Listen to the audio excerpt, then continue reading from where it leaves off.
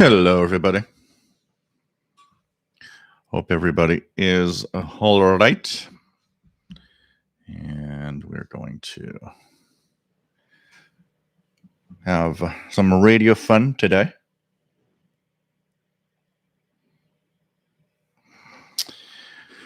This is good. Fortunately, the on the air sign is always behind the microphone. It needs to be, I'll have to put it up here. It's easier seen.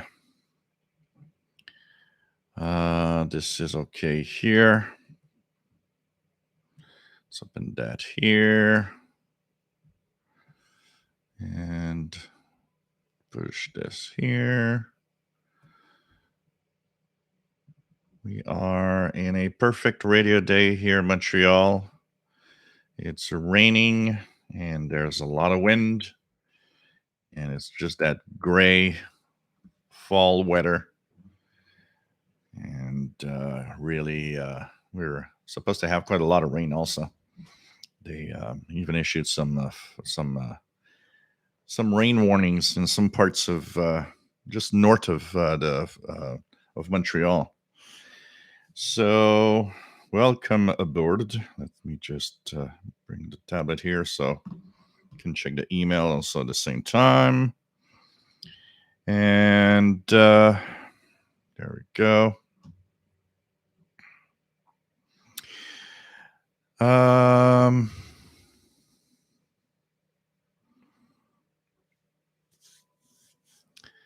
Okay, so hello everybody, welcome aboard. This is the Shortwave Radio live stream. We are here twice a week. We have the Saturday show at 8 p.m. East, 8 p.m. Sorry, 4 p.m. Eastern, 20 hours UTC. But we have also the Wednesday show. It's Wednesday in North America because it's 8 p.m. Eastern, but it's Thursday UTC for most part, which is 0 hours Universal Time. And we talk about radio, shortwave radio, radio in general of all sorts. We've got a little bit of stuff we're going to talk about today concerning radio. I got something that, here we go. I had WWV on the ICOM ICRD 500. So anyways, we are just having fun and checking out what's on the bands also at the same time. And we enjoy a moment where we're all together because as I often say, kind of a solitary hobby here. And, people are in their man caves listening to the radio. Usually, for the most part, most people around you are like, yeah, go listen to that noise and don't bother me with it. But here it's everybody's welcome to listen to noise on the radio frequencies, and we're happy to do it. And we could do it together as a gang, which is a lot of fun. People from all around the world, which is also pretty cool when you think about it. And so I hope that you guys have a nice Saturday in general. It's already Sunday for some, but nice to be here as usual. My name is Gilles. I'm located in Montreal, Quebec, Canada. That's the northeast part of North America. This show's been going on for quite a long time now, many years. It's changed over the year from the first days of doing it in my kitchen with the receiver on the dryer to moving everything into my office with colored lighting and better sound and better audio video quality. All of that, of course, as we progress towards making things better and hopefully having things better, and hope that you enjoy the show. Next year will mark two things are going to happen next year that I'll need to address as a special event somehow. August of 2022 will equal 40 years of me officially starting shortwave radio listening with my trusty old realistic DX100 that I got way back in 1982. That will be worth checking out. And also, I believe this channel in 2022 will reach 10 years. So I started this shortwave channel 10 years ago, which is 2012. And hey, when I started, I never thought I'd do live shows. I never thought it'd be, relatively big for what it is, for a very niche market of radio fans out there, and have such an impact on a lot of radio listeners, bringing a lot of newbies to the hobby also. So this is really kind of cool. So next year we'll have to find a few special occasions of celebrating the anniversaries of all of this. I mean, 40 years ago, if I had not gotten a DX100, maybe I would have gone into something else, another type of hobby, and I wouldn't be here. I wouldn't be doing this live show. You would have told me 40 years ago, hey, you're going to do some live shows about shortwave radio someday on something called the internet. And I would have told you, yeah, sure. So it's, kind of interesting when you think about it. All that can be,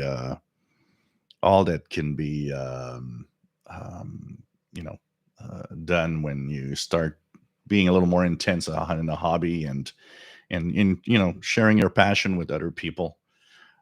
So pretty cool. Uh, we have a chat room where you can join in and say hello, and and ask questions. We have so many people, some great people here, actually.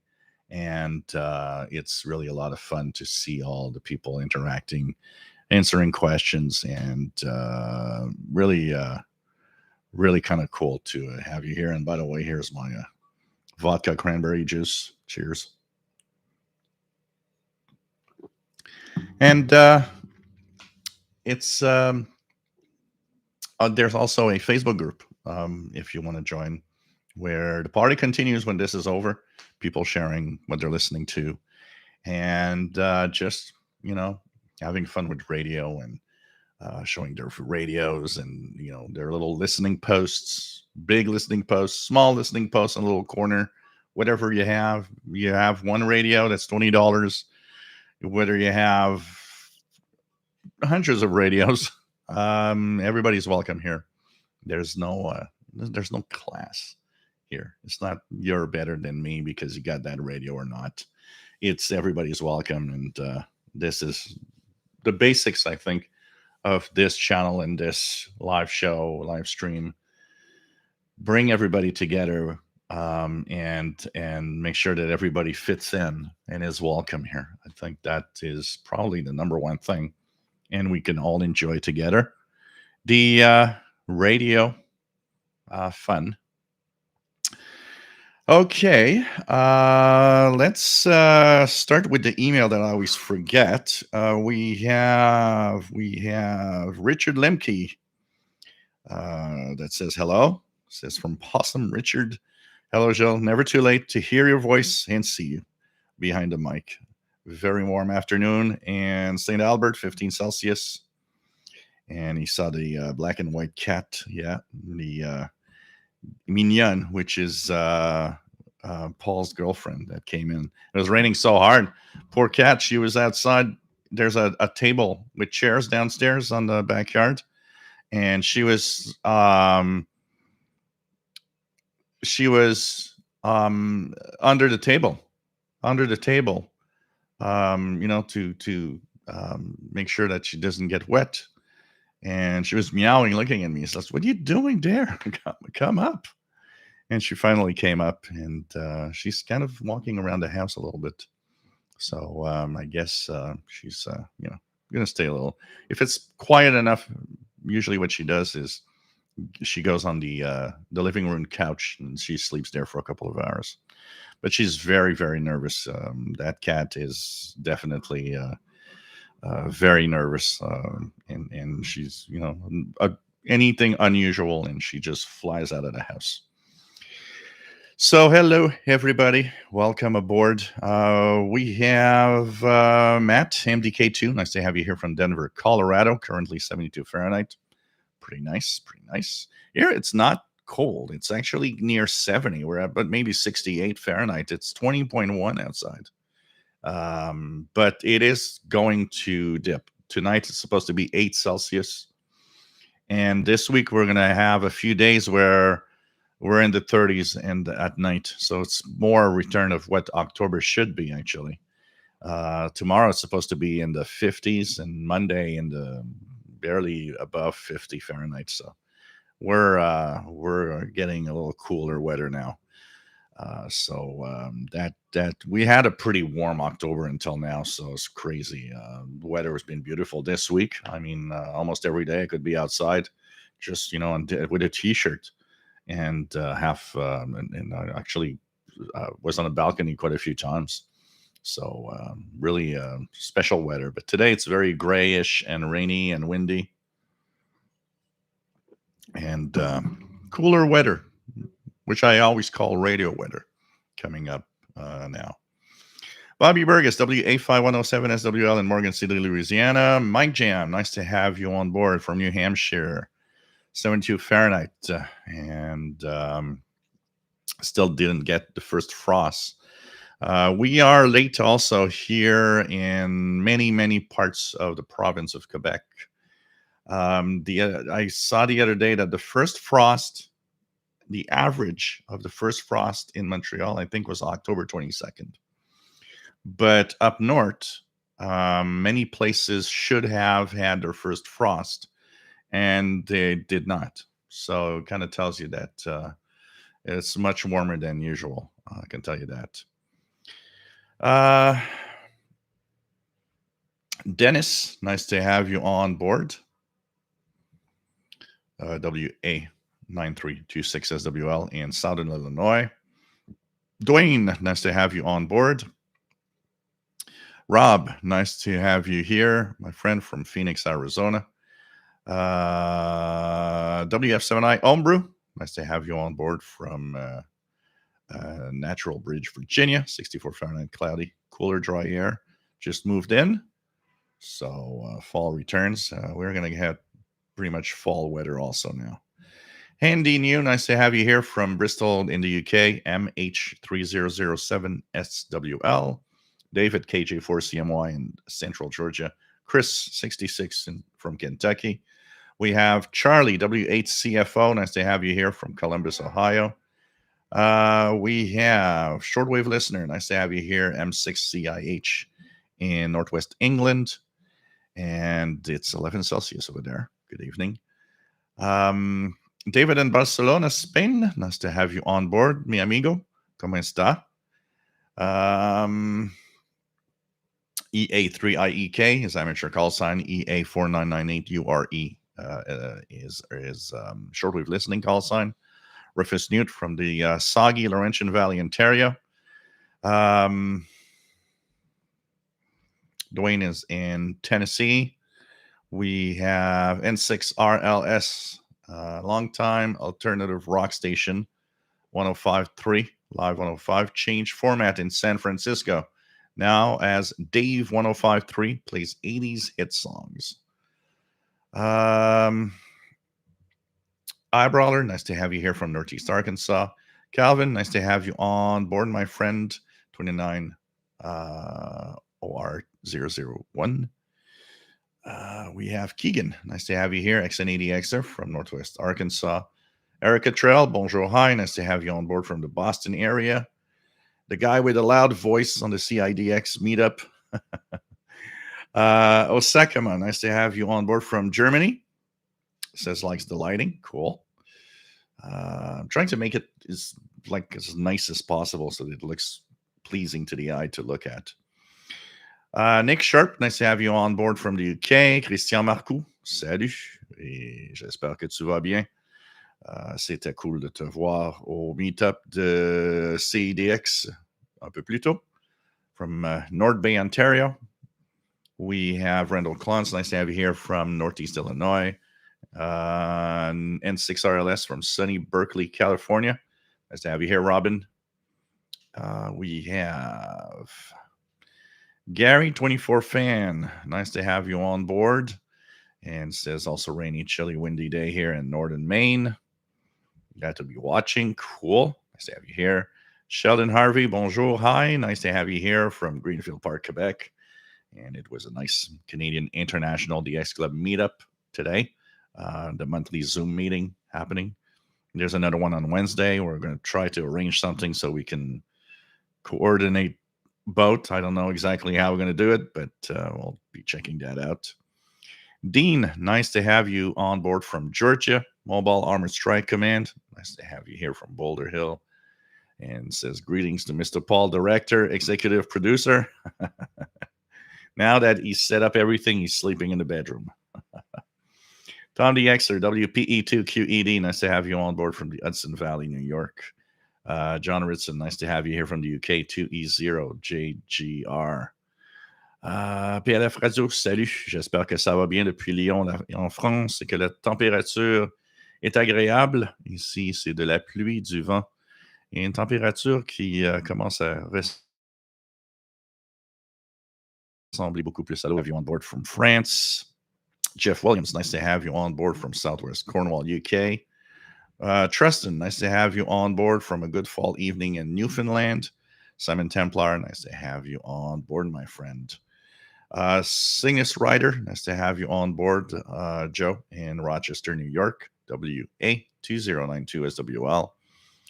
Andy News hoping to start studying for his UK Foundation license after his cancer treatment ends, so that will be something to look forward. It's like putting a kind of a little something that you're looking ahead of doing and getting your license. After what often is a little bit of rough times, and so hope everything goes well and keep us updated on all of that.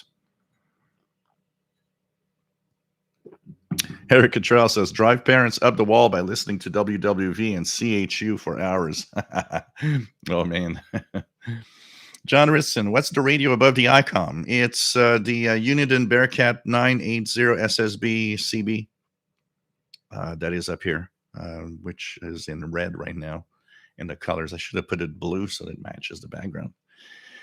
So that's the 980 SSB Bearcat CB radio. That's on my Discom right now. It's extremely noisy. Dave, ratings, nice to have you on board. Pilaf Radio says, nice blue light. RJDA Dakota, nice to have you here. WA0113SWL. And beautiful 65 degrees. Neil, nice to have you here from the UK. Hams 48, nice to have you here. Mrs. Montreal, best bagels I've ever tasted. We are king of the bagels. It's sad because there's a grocery store that isn't far from here. It's like 5 minutes walking distance. They shut down and they had an oven, a wood oven, and they actually made the Saint Viateur bagels, which are amazing. And it was really nice because I could take just a 5-minute walk and get nice, fresh, warm bagels that just came out of the oven.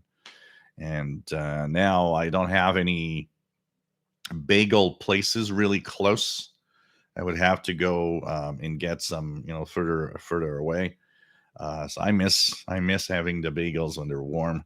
Because, you can buy them in packages and the grocery stores and so on. But, it's not the same as getting them fresh from the oven. It doesn't taste the same, and texture isn't the same either. But man, those I ate a lot of those bagels. I can tell you that. Yeah, Sheldon. True. I saw that this week. At one point this week. Sure, intervalsignals.net is back up and running with the interval signals. And it's a really nice collection, by the way, of interval signals. There's not a lot of things missing in there in terms of interval signals from different countries and broadcasters that either exist or existed in the past on shortwave. It's really, really neat place if you are looking for interval signals to to work out. Somebody the other day actually texted me or sent me an email, sorry, saying that he couldn't get them to run.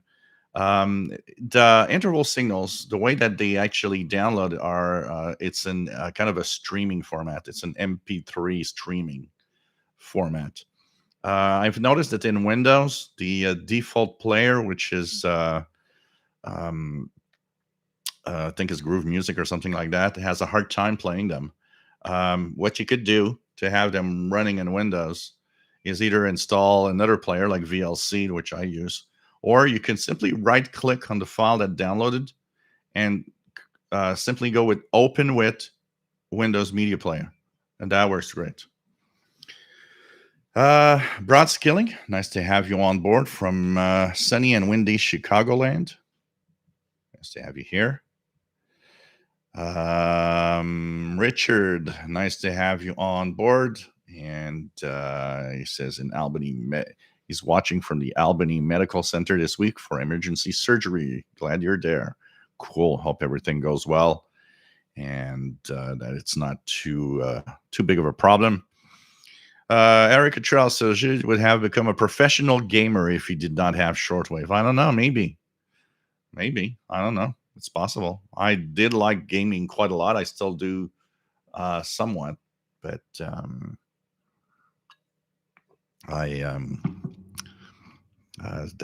knows? Who knows? I would have maybe been a YouTuber of some other. I got my tech channel that would have come through probably. But maybe I would have had some other type of YouTube channel for some other purpose or some other,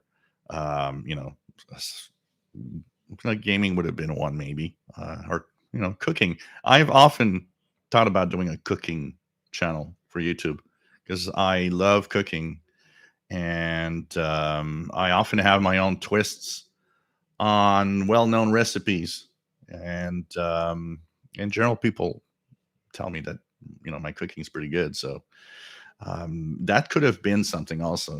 Like rearrange the kitchen so it's all nice, and do some cooking channel or whatever.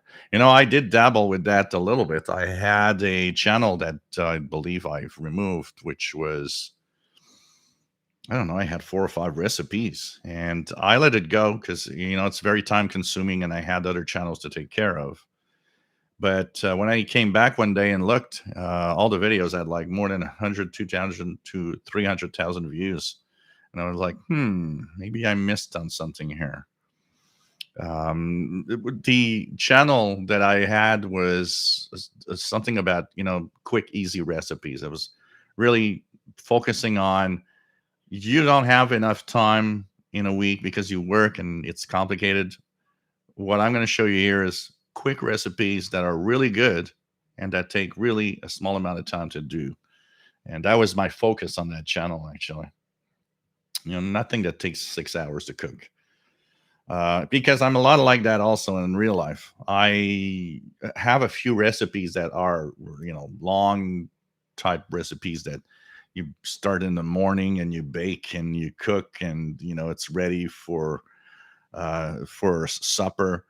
But most of my cooking, I often try to have it in a quick way because I don't want to spend 2 hours in the kitchen just to eat a meal. So I often have my little tricks and my little things that I do for that. Anyways, this is not a cooking show. Cooking with shortwave. Let's try and see if after 2 hours of constantly using the CB radio, if I can cook an egg on top of it. Maybe on a tube receiver. 2 eggs sunny side up. Gixie Squidwad, nice to have you here. Chris from South England. Fortnite Pro, nice to have you on board. Glenn Finney, nice to have you here from Virginia. WF7I Homebrew, my 40th anniversary as a radio enthusiast is coming on Monday, the 18th. 1981 was my start date. Wow.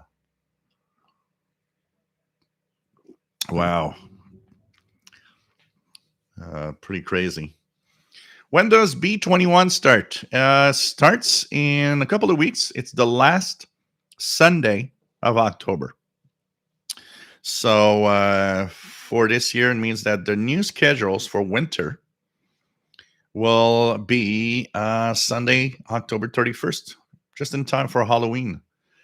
You'll tune that station you want to listen to. You won't hear it, and you'll be scared as hell because you won't hear it anymore. And that's Halloween for you. But they just changed frequency because of the new schedules. That's the way it's going. So, anyways, it will be October 31st this year. B21 schedules. I'm going to start looking at the HFCC website. They probably have started that, compiling that text list of broadcasters for the new broadcast season. So I'll be checking that out and talking about it. And hopefully, not only propagation will hold up, but a lot of our favorite stations will choose the perfect frequencies that we can listen to. Because, this summer, I had a lot of fun listening to that BBC frequency, 944, what was it, 9515, I think was the frequency. Something like that. That one was coming in 9575, one of those, anyways. That was coming really well at 0UT. Unfortunately, they changed the frequency in September. Probably because some stations still obey, by the way, to an old rule on shortwave. Today, stations technically change their frequencies twice a year. So we have the A and a B schedule season. Back in the 80s and in the 70s, stations, a lot of them changed 4 times a year. They had a schedule for each season, which made it even more difficult to follow. Imagine no internet, no internet to get your schedules for anywhere. And they change 4 times a year. So you have to scramble and trying to find where the stations are going, listening to their broadcasts so they can tell you which frequencies. And often they change the frequency because it wasn't good. And then you were lost. You didn't know where it was. They simplified that and decided, let's just do 2 schedule seasons to make things simpler. The good side of this is it's easier to manage for everybody, stations, and also the listener. There is a bad side to it. There's kind of that little buffer time, that little zone where just before, like for example, October, well, a lot of the frequencies that are meant for summer aren't propagating very well because now we're getting really delayed and the days are getting shorter here in the Northern Hemisphere, longer down south. And some stations aren't actually making it very well because their frequencies are not right. An example here that I have is Radio Exterior de España. That 17855 for North America is great all summer. But now in October, I would say almost, 2 days out of 3, I don't hear it anymore at 22 UT for their English and then for their French broadcasts. So it has that drawback that, it also has a dark side where, you would have had to change that frequency sooner for us to be able to listen to it. But, it's easier to manage than having 4 schedules. I remember one of the things that, and I'm sure some of you were like that, your favorite broadcasters, what happened? Today they don't do it because everything is online. We all have the schedules everywhere. But there was that time when you were waiting for that letter from whatever radio station you were listening to hear what frequency, so you can have that little, 2-3 page booklet of all the frequencies and times they're broadcasting for the new season. Some stations would put you on an automatic distribution list. So that, a month before you'd receive the new schedules of, Radio Romania or whatever, so that when to listen to their broadcasts when the changes come. And imagine that was 4 times a year. So they actually had 4 times a schedule they would send out every year. That costs, a lot of money. And that's not counting the ones that they send it at the last minute and you get it when the schedules are halfway done. That happened often. I remember receiving Radio Havana Cuba schedules, and the schedules like had something like a month left, and it's like, yeah, that would have been useful 6 months ago or 3 months ago, but it's kind of not very useful now because they're going to change anyway, and I'll be getting that new schedule in 4 months when everything's gone. So, anyways, it's the changing of schedules and everything, but end of the month, last Sunday of October is when we're getting the B21 schedules. Going to be interesting to see what stations and what frequencies are going to be there for that new winter slash summer broadcast on. Because we live in the world. I've noticed a lot of stations are kind of living in a world where it's as if everybody is is getting in the winter, and so we hear is, oh, the winter broadcast schedules are here. Well, it's winter here, but it's not winter down south in the southern hemisphere. They're in summer. It's kind of a little pretentious to think that everybody's in the winter time. Let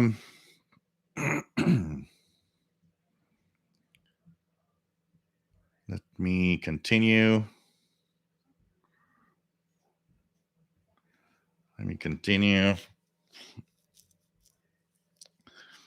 So Dave says my shortwave, at my anniversary of shortwave is 1992. So that means next year it'll be at 20 years. Kind of nice. So PLF Radio says that my first video was posted October the 1st, 2012. So 9 years. We're going to 10 years in October of next year. I like the Beatles songs words going down the chat with Eleanor. Cygnus Rider, thanks for the cat update. My cat doesn't seem to like shortwave too much. She likes listening to the local jazz station, 98.1 FM. My cat doesn't care what I'm listening to as long as he's there close to me most of the time. I'll come, he'll get petted a little bit, then he'd go on the chair, and he just, as long as he's close to me most of the time, who cares what I'm listening to? Except there's one thing. I've noticed that if there's a lot of static in the signal, if the volume's a little high, he actually might not stay very long. Probably he doesn't like it. It's like too strong or probably has, sensitive ears. So sometimes when I see him go, I'm like, oh, I should have put the volume down a little bit. But it's mostly when there's static that it's like that. So he's probably one of those cats saying, there he goes, listening to that noise again on the radio. Time to go to go on the bed in the in the bedroom. I'll be quiet there.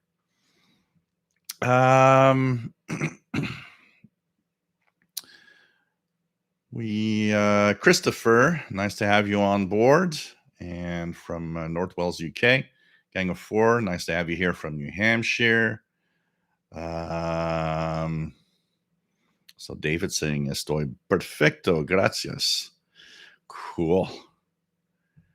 Terry Cook, nice to have you on board. Hey Terry, what's the station tonight on the Europirate at 0UT on WRMI? What's the name of the station?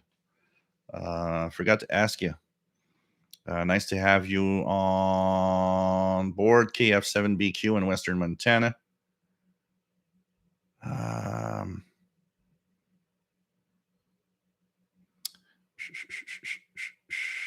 Okay, let me just check it out here. Catalan, nice to have you here from Germany. Christopher, has anybody heard weird number stations on 7055? Man's voice saying German words. It could be a German ham or German speaking ham. I don't know, because that's the amateur bands, 40 meter amateur band. Not a lot of stations actually are not a lot of stations are really. Um, that's a Terry Cook for the Pirate, by the way. I'm wrong. I've the wrong Terry. I'm sorry. I just realized I got the wrong Terry. So you probably don't know what's the Euro Pirate tonight. It was Terry Colgan that I wanted to say to ask. Sorry there. I just realized. So yeah, not a lot of number stations actually intrude into the amateur radio bands. So it could be a station that was that's in ham stations. Somebody speaking German. KFS calling CQ on 12,695.5. Check out if I hear it over here.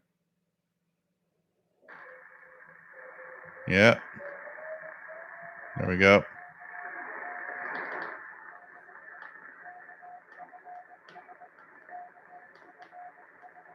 That's coming in from Point Reyes, California, by the way.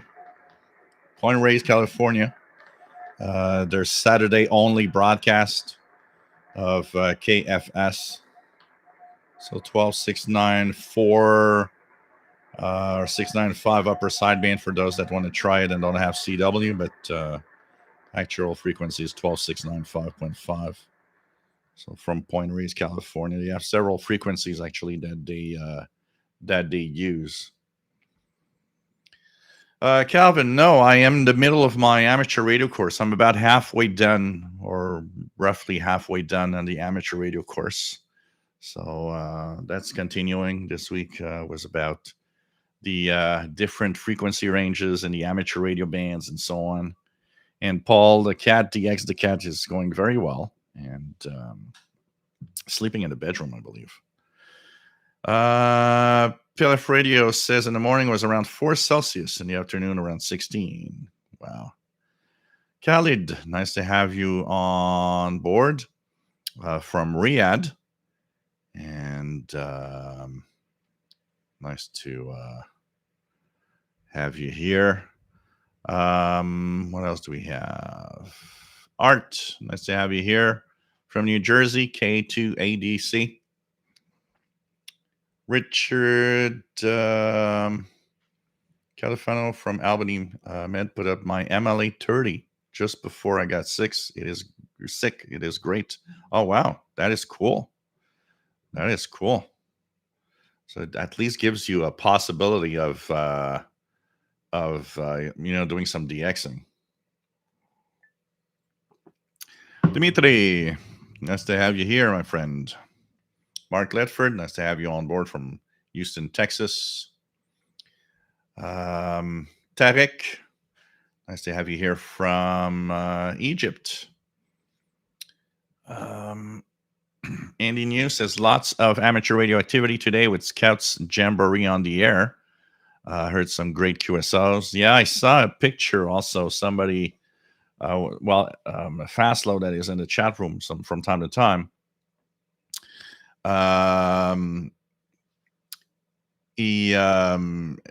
His wife actually was pretty likes everything about scouting and so on, and he was actually listening to the radio and got some SSTV on 14, probably on 20 meters, and he was posted a picture of the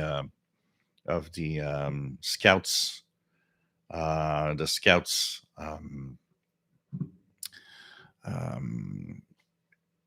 amateur radio stuff. Kind of really nice. I think it's nice to still have all of that going. The scouts and showing them radio. Maybe some of them will become ham radio operators sometime later in their lives. Also, 100 likes for the cooking channel. I'm already subscribed. Well, it's still up. I don't even remember if it was still up, but I would start one totally fresh, honestly, if I had to start one. The one that I had was like I talk way too much, but Eric Cottrell Jim put in a recipe with homemade fries. The only way to go for the best one. David, KJ4CMY. You didn't become a professional accordion player? Oh, God. No, please. Cooking with Jill. I'd watch that. Karaoke and cooking.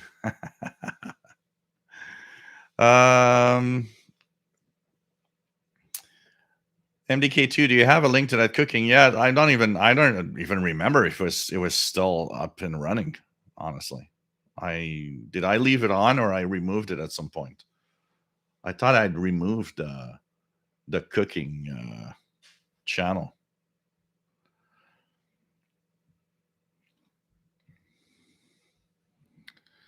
Calvin, love the idea of a pizza cooked down in 5 to 5 minutes now. Cool. There's something about, I think I was like 30 minutes or less for my channel. It was like everything was need to be 30 minutes or less from start to finish. Keegan last Sunday morning had some FMDX from stations in Louisiana, Arkansas, and Texas. Cool. Oh yeah, I'm pretty sure, Gary. He says his dad's old alley crafter got warm enough you could keep your coffee comfortable on top of it. I'm pretty sure, and some of them I'm pretty sure come hot enough to actually cook eggs. Wow, it's raining quite hard now. The wind's died down though, but it's like raining, pouring rain now. I can actually hear it even though I'm wearing headphones. Pretty crazy. Brad, nice to have you here. Yeah, I should use TikTok. that's a popular place for cooking stuff. There's a couple of TikTok videos. There's a lot of actually people in TikTok videos with cooking.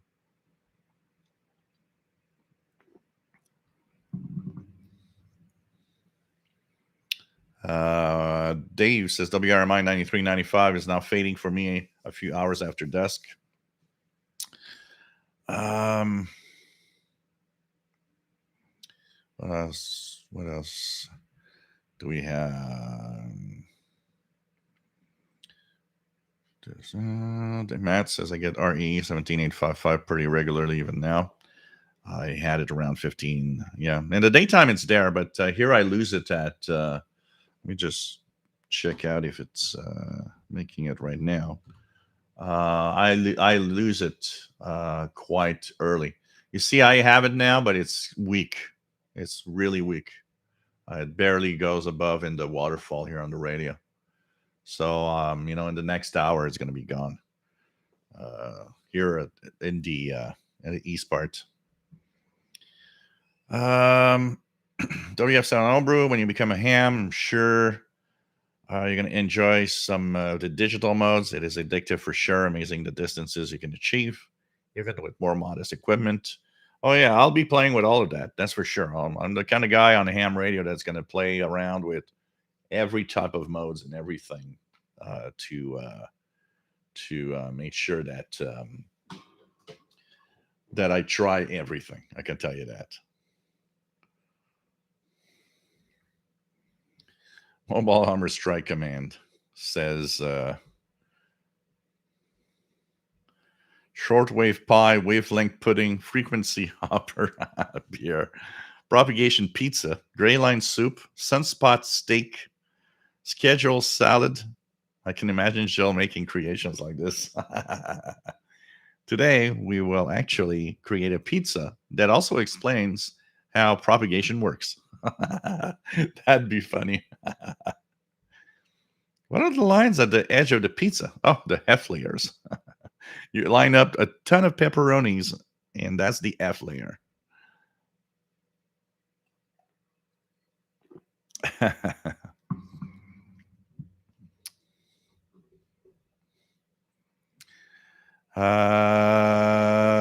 Tarek says had a phone interview with the Arabic section of KBS. Wow. It's going to be aired next Friday. Cool. Congratulations. That's a lot of fun. Oh, JDA Dakota can still receive REE 17855 rather well here in Missouri. Yeah, it seems in the West Coast, you guys hear because I don't know if it's skipping over or what's happening, but there's a lot of stations like that that you guys in the that are more west are getting that on the East Coast seems to be fading a lot. Uh, Catalan, hopefully the issue with schedule it is solved now with friend plugin in SDR Uno. Mike Jam, have you or anyone ever visited a shortwave broadcasting station? I was just watching a video of WBCQ, Monticello, Maine. I've never, apart from the CBC's main tower that I've seen a little bit, I've never, um, I've never really visited any shortwave stations themselves. I have seen transmitter sites of different services, though. Like here, when a long time ago, went up to the Lac Saint Jean area near Alma, and that's where the antennas for the Radio Alma uh, radio telephone service was, which was Bell um, retransmitting, actually connecting fishermen and people that would go hunting in the woods and so on, and those camping sites up north of Quebec, northern Quebec, where there was no telephone service or anything, and they would connect with a phone patch to people and their families. A lot of them, of course, in the Montreal area. They had their transmitter sites in Alma, in near Lac Saint Jean, because it was better for reaching up north. I've seen the antennas there back in the day. Unfortunately, didn't have a camera because, back in the '90s, cameras were like you had to take film and it was kind of complicated. Today, with digital cameras and smartphones, we would have tons of pictures of that. But so I've visited a few little spots like that that had transmission towers and antennas and stuff, but not really been seeing any shortwave stations. Two Broke Tim, give me a good updated SDR for my laptop. Well, the best entry level for price versus performance, I would say, is the SDR Play RSP1A. It is amazingly good and is definitely a step up from the RTL SDR stuff. That isn't bad. I mean, it works, but it is definitely a step up, and no messing around with drivers or anything. The RSP1A from our SDR Play is, for me, anybody that wants an entry level good SDR. That's the entry level good SDR to get. Then after that, if you want to move on to other stuff, then there's other stuff you can check. I've ran the RSP1A for a long time now. Sheldon has it. I'm running the RSPDX that I love, and it's definitely a lot of fun to play with. And they work well as long as you've got a good USB cable that has, some chokes, ferrite chokes on it to block the noise from your laptop as much as possible. Works amazingly well. John Beckham, nice to have you here from Northeast Florida. Our JDA Dakota's first shortwave radio hobby started in about 75. Geeksy Squidward says the UK, we get UTC as our standard time for winter. That's useful because you always know when it's UTC. It's not even complicated for you guys. And the new lovely Grundig satellite you have there at one time, that was my dream receiver, especially with SSB unit fitted. Yeah, this is a great radio. This is from 1969. So it's as old as me, 52 years. Unfortunately, last time that I used it, the main tuning, kind of a roller for the meter bands, doesn't switch anymore. So it seems that something went wrong in the radio. So I'm going to check out if I can do anything about that. MDK2 managed to make the first contact with Bermuda yesterday. Cool. That is nice. Beam Sea Bike, nice to have you here from Switzerland. Cool. Bob Knox, nice to have you on board. Do you have a Jupiter MVT 7100 classic scanner? No, I don't have one. I've seen it a lot in the past. I remember when I was really a lot into scanner radios. At one point, I even thought that it would be fun to own one, and finally never went to it. John Beckham, still trying to pick up WWV on 25,000 kilohertz since you got it on your ATS 25. Yeah, you got to try it regularly. At some point, you'll get it. I'll try it now, but I don't think it's there. No, got nothing right now. WWV on 25 is not there. It's not on 15 either. On 20, sorry. 15. It's very noisy. 10. 10 is where it's the best right now here. 10 megahertz. Try it regularly. Try it every day. How's the amateur radio course going? Yeah, it's going well. It's all right. We're about close to halfway through it, so it's things are going. Next course is tomorrow, Sunday around here. It's 1 p.m. I think. Yeah, 1 p.m. or noon. I don't remember. I'll have to check the time again. I think it's 1 p.m. RJDA Dakota, been receiving hams from Europe, notably from Valencia, Spain. Had a lot of hams today while the CIDX Zoom meeting was going. I was tuning around 20 meters, 17 meters, and had quite a few hams from Europe, even on 17 meters today.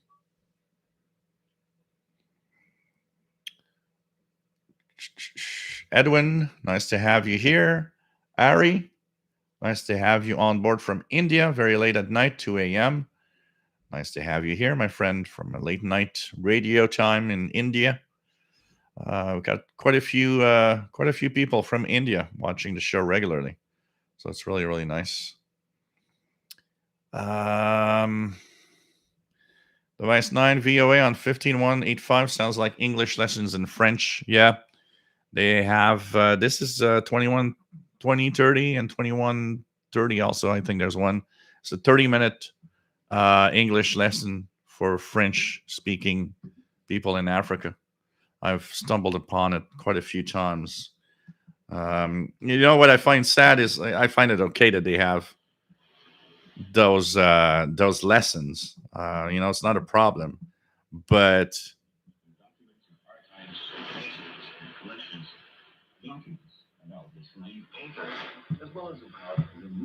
what's on 9740? Which back then was encouraged by the public authorities. The museum managers spoke to us about naive thinking during communism, about the ideas that the system may have had. Oh, it's Radio Romania.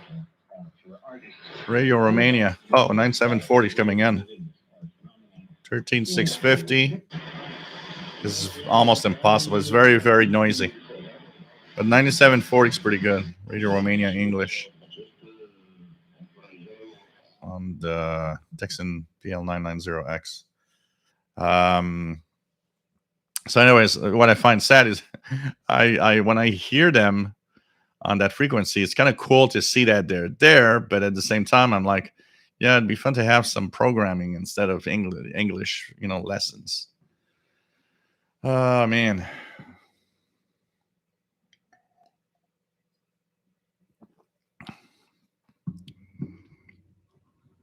So Christopher coming back to the station on 7055 looks like a pirate station. Yeah, I don't know. Okay. Because in the middle of the ham band is it's a touchy way to have a pirate station.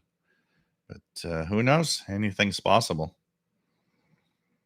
Handy News says perhaps your cooking channel will be broadcast over microwave links.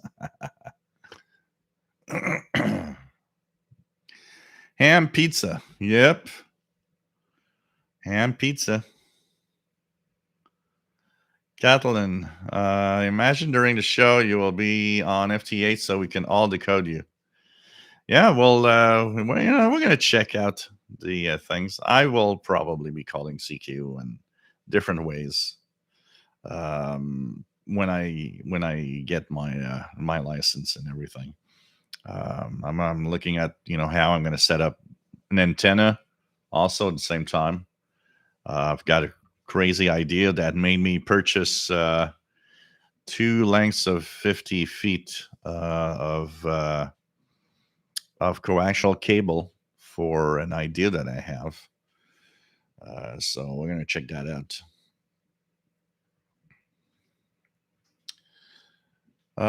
What else do we have? Calvin is using an old PYE valve radio, warming up here to tune about. Cool. It's always nice. It's always fun. These radios are so cool to use. Comaxi 76 from West Michigan. Had to put down our doggy last night, so it's good to have a show today. Oh, so sorry. So sorry. I know that the day that's gonna happen, I'm gonna cry my heart out with Paul the cat. Oh yeah, you're right. I forgot about that, Ari. Thanks for mentioning it. 7055. There's that Russian and Ukraine war in channel kind of thing, where there's each people are insulting each other. It was reported a few times last winter, I think, and it's probably still going on. So maybe that's what you got, the Russian and Ukraine war channel, 7055, with people just bitching and going nuts. WF7I Homebrew 78855 coming in well, Virginia, Spanish language.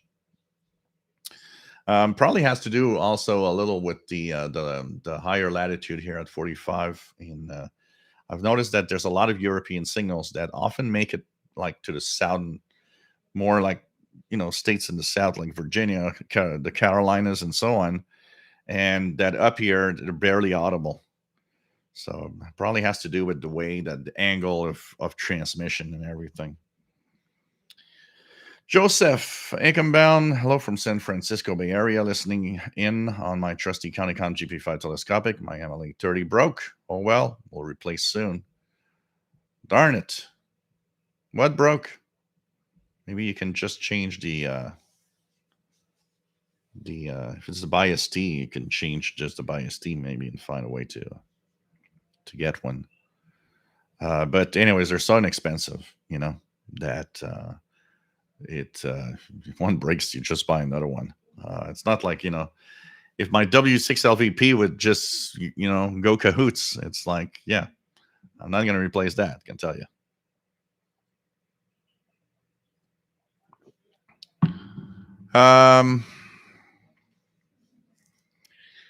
James, nice to have you on board from Oakville, Connecticut. Rick from Milwaukee. Bob from Ottawa. What's that city? I don't know where that is. Gustavo, nice to have you on board. ¿Cómo está, mi amigo? Desde Venezuela. Tristan, if you had to pick, what would you go with, summer or winter listening? I think I would have to go with winter. Each have their own advantage. I mean, the advantage of the summer listening is the Radio New Zealand in the evening that I kind of like, in the warm summer evening, listening to New Zealand and all of that. And the amateur bands also, when I like to listen, 20 meters being open almost all night. It's kind of cool. What I like about winter, the shorter days and the low sun angle, a lot of broadcasts that are meant, for example, for Europe or Africa in the 31, 25 meter band usually come in a lot better. If it's strictly for daytime listening, I choose winter. That's for sure.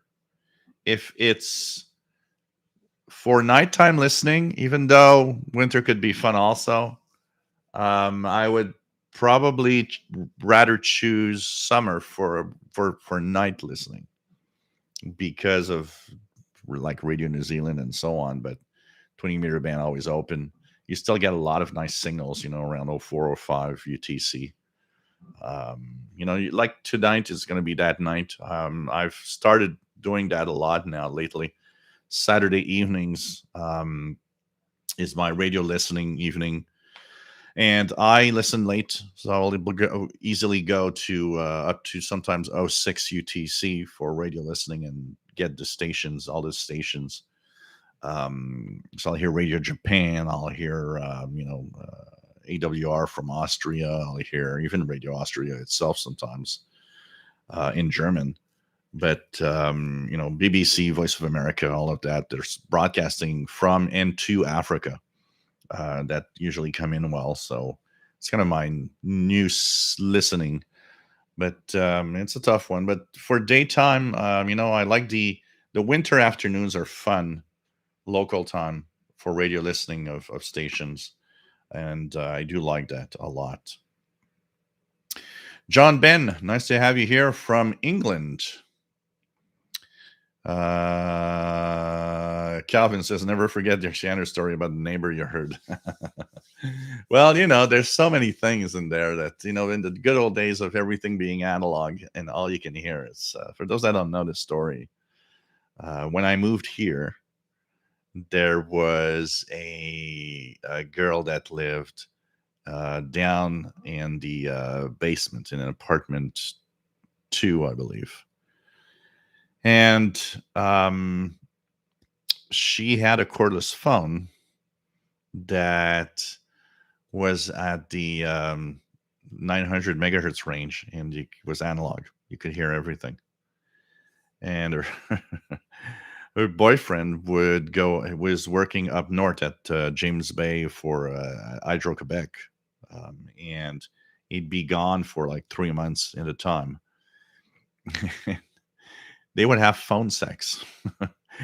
And so a couple of times, while scanning the bands, it's like, oh, look at that.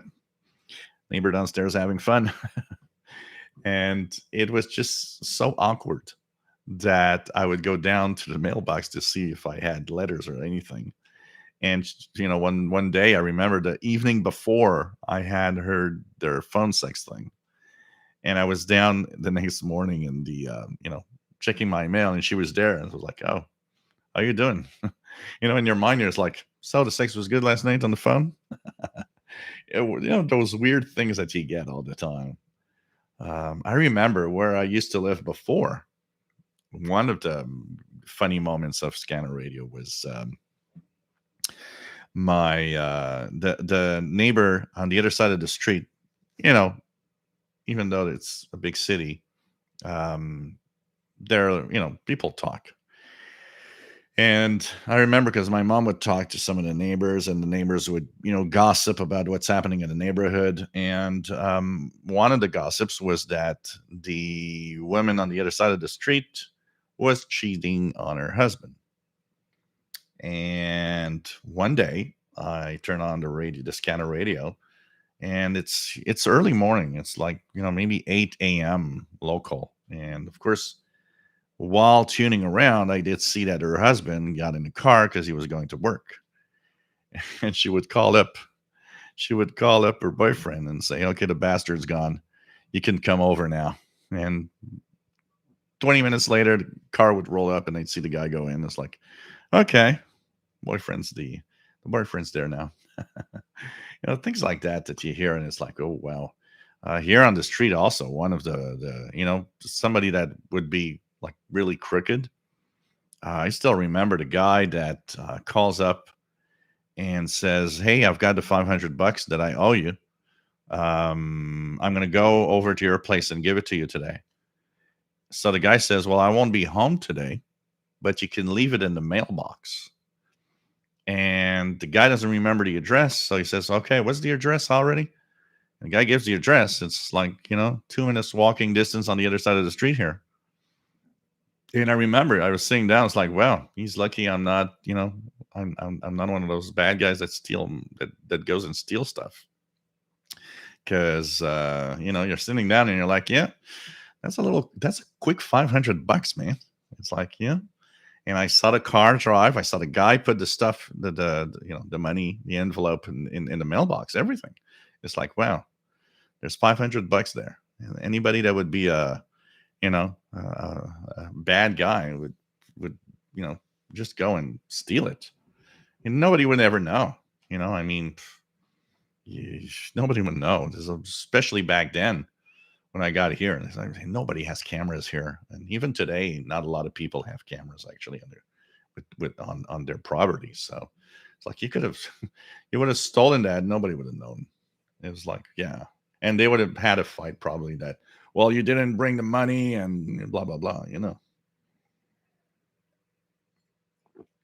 Larry, nice to have you on board from New York. John Ummel Newell, VE5JHN. Nice to have you on board. Ham course is going well. Tom DX, sir, I need some antenna advice. I want to move my MLA30 outside and have two options. Put it 50 feet from the house and run 83 feet of coax led into the lightning arrestor. Then another 10 feet of coax to my shack from the arrestor. Option 2 is to put the 30 feet from the house, run only 53 feet of coax to the lightning arrestor, and then the same 10. Yeah. The personally, on an MLA30, there won't be that much difference between the 83 feet and the 53 feet run of coax, if the coax is good enough.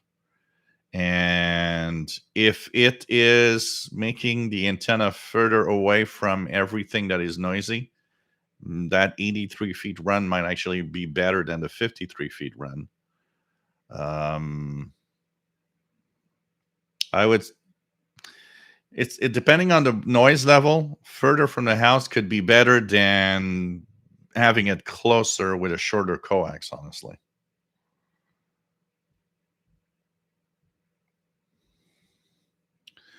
And the other thing is, on a loop like an MLA30, a lightning arrestor is not really useful. Personally, I don't think it's useful to have one. It would be on certain types of antennas, maybe, but a loop like the MLA30, what's going to blow up is going to the amplifier circuit of the antenna itself is going to blow up if something happens. And it's not like a wire in the wind or in very dry conditions. If you have 200 feet run of wire on a very dry snowy day or a very dry windy day, that could create enough of a current to blow the input of a radio, possibly. But on an MLA30, that will not happen because the MLA30's circuit is going to get all of that before the radio, and all you're getting is the circuit, the MLA30 antenna itself with the power and what the amplifier of the antenna is giving out. So you don't need a lightning arrestor of any kind. Jay Watterson 69, nice to have you on board. Sam Templar is receiving both WWV and WWVH male and female announcers on 15,000 kilohertz. That's typical of the West Coast. You guys hear Hawaii much more often. John Beckham, the high frequencies, from what I have heard, 21,000 are coming in very well in Europe. As we've discussed already, 15 to 17,000 on early mornings and hopping here in Northeast Florida. Yeah, well, the higher solar flux totally enhances the higher frequencies. So that in the daytime is truly remarkable. I was listening to, I think it was Tuesday. There's a broadcast on 17830 from the BBC from Ascension Islands. And it was booming in that day here. Pretty amazing. And fastload can also serve as a relay for FT8 and BF. That's true. Keegan, 5,000 and 10,000 kilohertz, 15,000 WWVH. Hawaii. Dr. Sisop, nice to have you here. Says WWV 25 megahertz S3 over there. So fast load thinks JS8 would be better for the possibility of chat. What else do we have?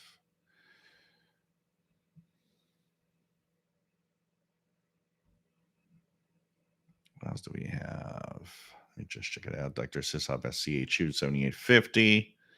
PLF radio, listening to 5794 CW. I could have tried that one when it was on because the days are getting really short here. The sun is setting in like an hour's time now. Really getting shorter days. Let's try the next one. So in 9 minutes, 6794 CW, the M12 Morse code number station from Russia.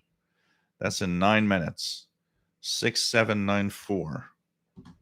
6794 CW. And I am tuned on the SDR. I don't know if it's going to come in. I'm going to leave that in the background like this. There's definitely some kind of contest because there's CW everywhere on the bottom part of the 40-meter band. It's crazy to see this on a waterfall. Really, really nice. What else do we have? Keegan, summer listening for FMDX, winter listening for medium wave DX. Yep.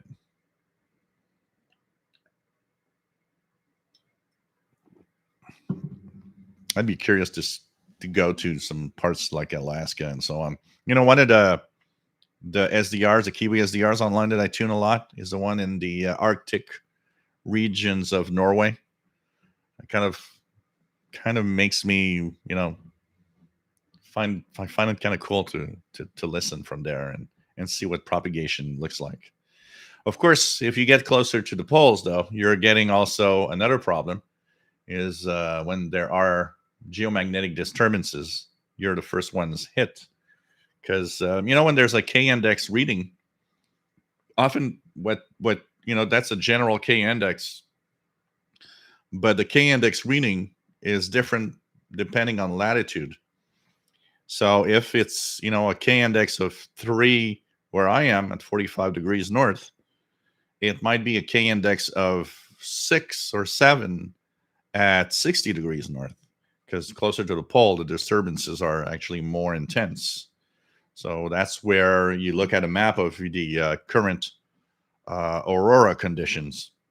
Of course, the closer to the pole you are, the more you can be at a disturbed level with even just a slight bump in, you know, geomagnetic activity. Sorry. James Farley, nice to have you on board from New Jersey. What else do we have? Dave, I think Cuba's jamming WRMI. Yeah, they're jamming. Cuba's jamming WRMI. A lot of WRMI frequencies. Here up north, we don't hear that jamming much, though. I remember a few times maybe hearing a little something, but it's not like a Radio Marti. Radio Marti, they seem to be more. I don't know if it's because they're using more power. The Radio Marti jamming seems to be more intense.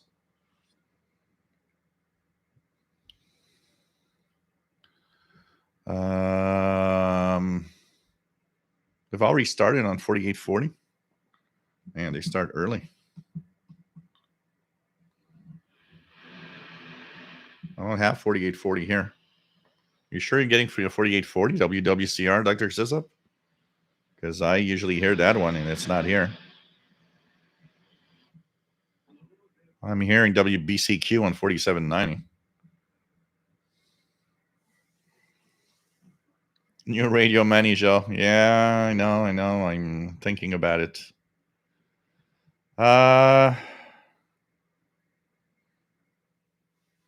me check the schedules of WWCR just out of curiosity. So 4840. Usually 40 WWCR.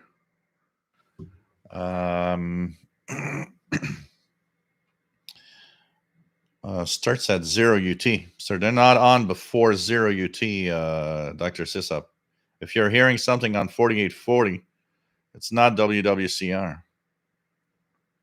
Because WWCR is between 000 and depending on the day of the week up to 12 UTC. And because it's a little early. And I would hear it. I hear WWCR on 4840 like a local AM station all the time. So get ready, guys, for in 5 minutes, 6794 CW or 67930 upper sideband for those that don't have a CW mount on their radio. This is the M12 Russian number station from Moscow, Russia. It's going to be interesting to see if we're getting that here, at least here on the East Coast. Mark, nice to have you on board. Cygnus Rider, thinking of running a random wire in my attic. I want to make it so broadcast. What would be an appropriate length of wire to use? Just use it as long as you can put it up there. And that's it. And if it's not too noisy, it's going to be good on all the bands.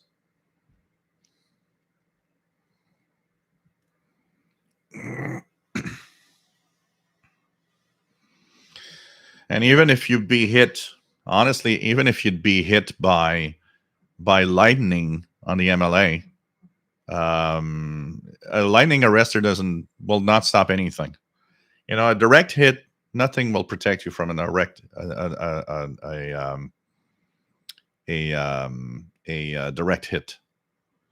And if you have just a close by hit and it creates a surge, the amplifier of the MLA will be hit with the surge. So, to Broke Tim. Well, like I said, if you get a good quality USB cable that has chokes on it, usually at the ends, you'll see bumps like this. Let me show you an example. If a USB cable has a bump like this is to lower the noise. So if you buy a good USB cable that has chokes like this on it, you will lower the noise from the SDR. In my case, I pretty much don't see any noise coming from the computer. Whatever computer I'm using, it's not higher or lower. It seems to be flat, and because not all computers do the same amount of noise. There are computers that are noisier than others. But with a good USB cable, you're blocking that out pretty much. And the SDR play itself kind of filters it also. So in general, it should be okay. Just get a good USB cable. That's it. Blind Picker, nice to have you here, Rob. W0RAB in Connecticut. Good evening. Kathleen just posted a picture of his favorite setup on the Facebook group. Cool.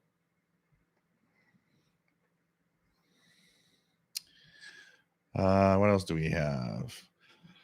What else do we have? Matt, MDK2 last week had V07, the Spanish lady station from Far East, Eastern Russia to the Pacific very well on all three of its daytime frequencies, even though the sun had set here. Cool. Noelson, have you here from Brazil. And welcome aboard. There's a first time for everything. John Beckham, are you still enjoying your ATS 25? Absolutely. It's look, it's actually on. It's actually on. and it's connected to the MLA 30 outdoors. I was tuning to Turkey a little earlier on it. I love it. It's one of those things that you can't explain. It's just fun to play with. It's not, it's not the best radio that exists out there. It's oh, hearing the Morse code station. So here we go. We have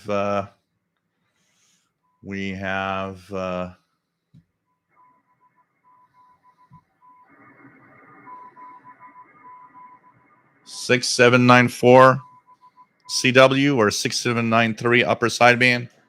This is the M12 spy number station. It is broadcasting from just outside of Moscow, Russia.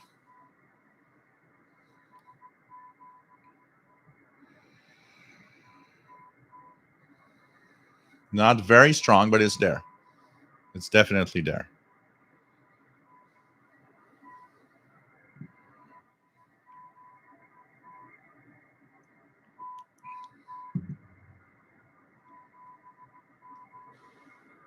So, because of that, the spies have started to listen through my live shows instead because they hear it better. Blind Picker, when are they starting to ship the GP7 CountyCom? So, they were frustrated a lot, probably because of the fact that they had a really big delay. The GP7 was on a ship in California. They finally unloaded the ship, and they have received the radios. Now they're probably gonna, make sure that everything is all right and take time, but they should be available very soon through the CountyCom website. I got confirmation by Nick of CountyCom that I will be getting. They actually shipped one to me. So I will be getting my GP7 SSB sometime, maybe this week, hopefully, or at least next week, the next couple of weeks.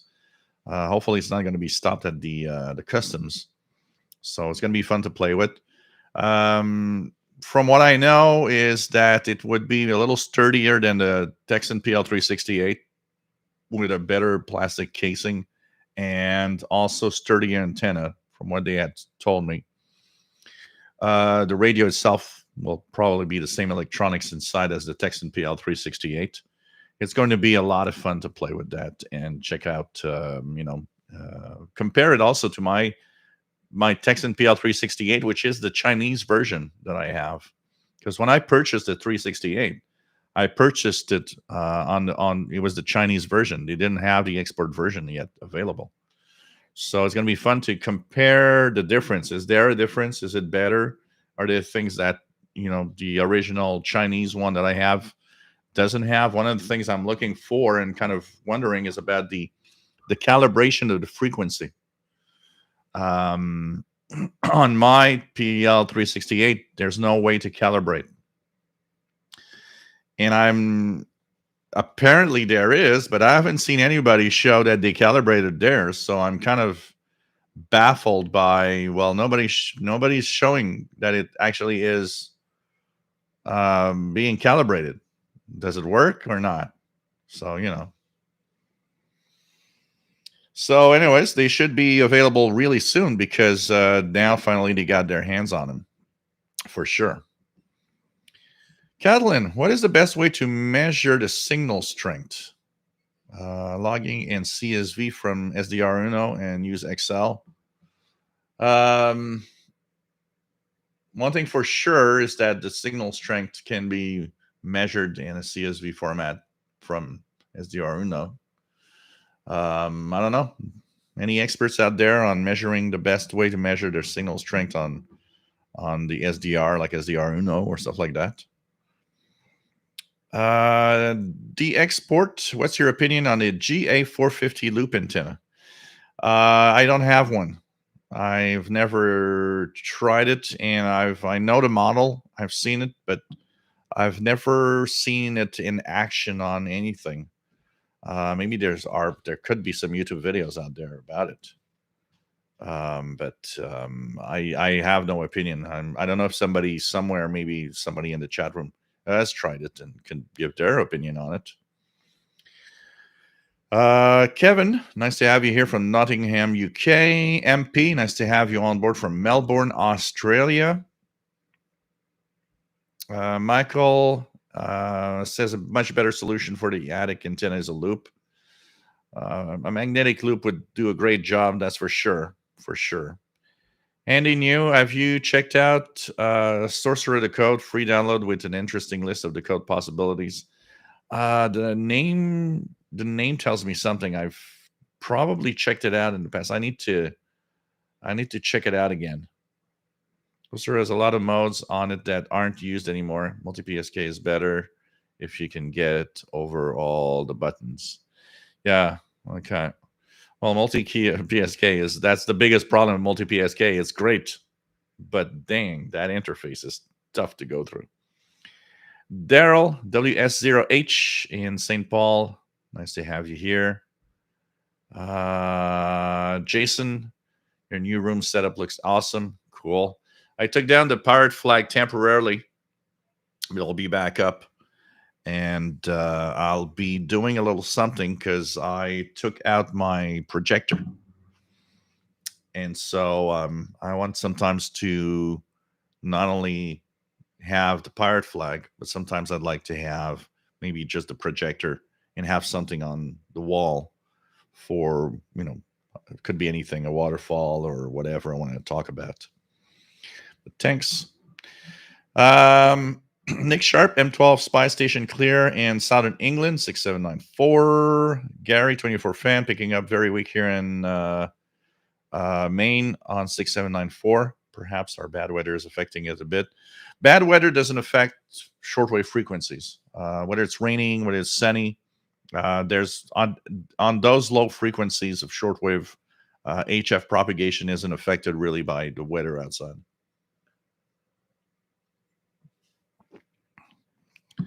Kathleen says, I received it through the Malahit, cannot decode the Morse code. Yeah, it's random. I think there's Cyrillic, so which is more like Russian characters being sent out than regular numbers. Russia's watching this channel. I wouldn't be surprised.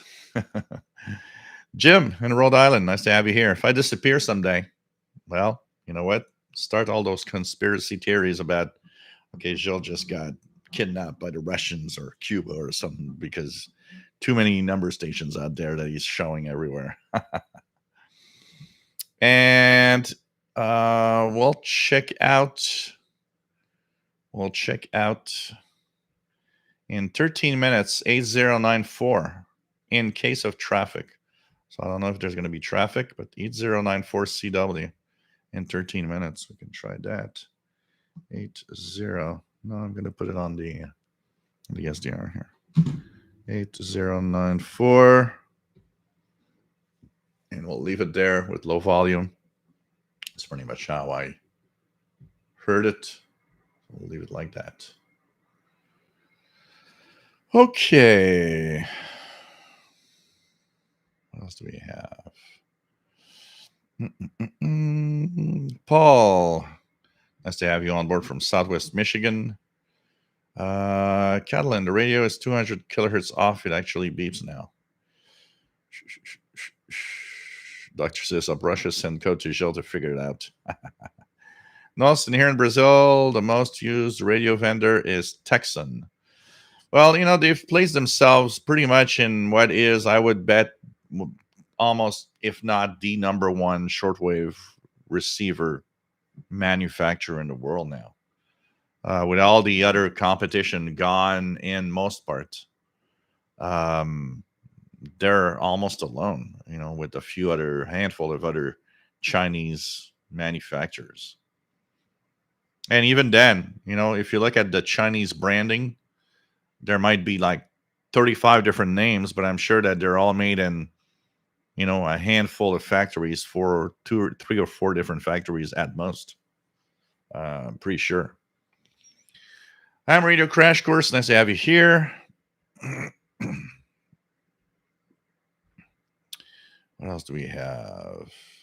Yeah, but the problem is that the Chinese version of the export version has a different firmware in it. So it could have, mine could be having some bugs or some performance issues that were fixed with subsequent firmware updates within the radio. William Helms, nice to have you here from Florida.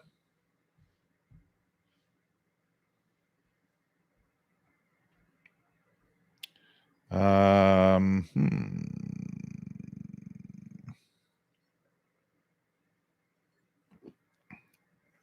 To Broke Tim, just buy an ML830 if it's noisy. It has everything and works perfectly well. No need to start dabbling with low noise amplifiers, or an ML830 does such a good job from the start for what it is. It is very low noise already. Dimitri, I was hearing very noisy on major short frequencies from 37 to 6,000 kilohertz. Any clue? Look at so first, for noise, start looking at, did you change anything? Did you buy something new? Because that's the first thing you need to look at when there's a lot of noise suddenly that wasn't there before.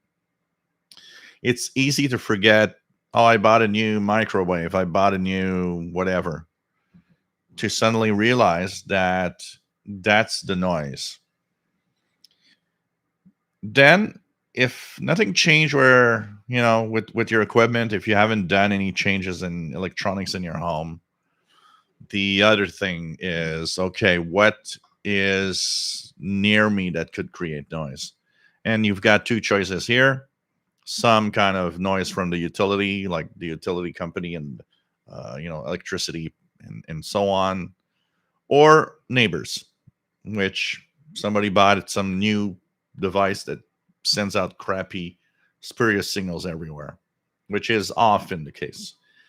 Here, for example, on my SDR screen, I've got these wavy lines at regular intervals. I know they're not coming from here because, every time I buy something new or change things, I shut down. When I see some new noise, I shut down a lot of stuff to see if, all the new stuff that I purchased could be interfering with the radios. Then when that's ruled out because it's off, what I see here is that some neighbor, and possibly where I live, has got some new device that's crapping my reception, unfortunately. So that's a good possibility here. So the wavy lines, and they're kind of choppy at times too. So it's kind of weird. So I don't know. We'll see what what could be, but you can use a portable radio, put it in medium wave, okay, and move around, or even if it's on the shortwave, you can just keep the antenna short. Don't put it full length. Keep it rather short, and see if you hear the noise. If you hear the noise and it's just this short, you can start walking around your home or walking around the house, the yard, or maybe the street where you live, and listen if the noise goes away when you're at a certain place or it gets more intense when you're somewhere else. You can often easily pinpoint sources of noise with just a portable radio. If it's a general noise, even better. The AM band is great for that because the ferrite in the radio is so directional that you can even pinpoint even more where a noise source is from. And then see, what could you do?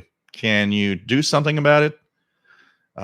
Doing something about it is, if it's not in your home, mostly, well, if I move my antenna to another location, could it be better?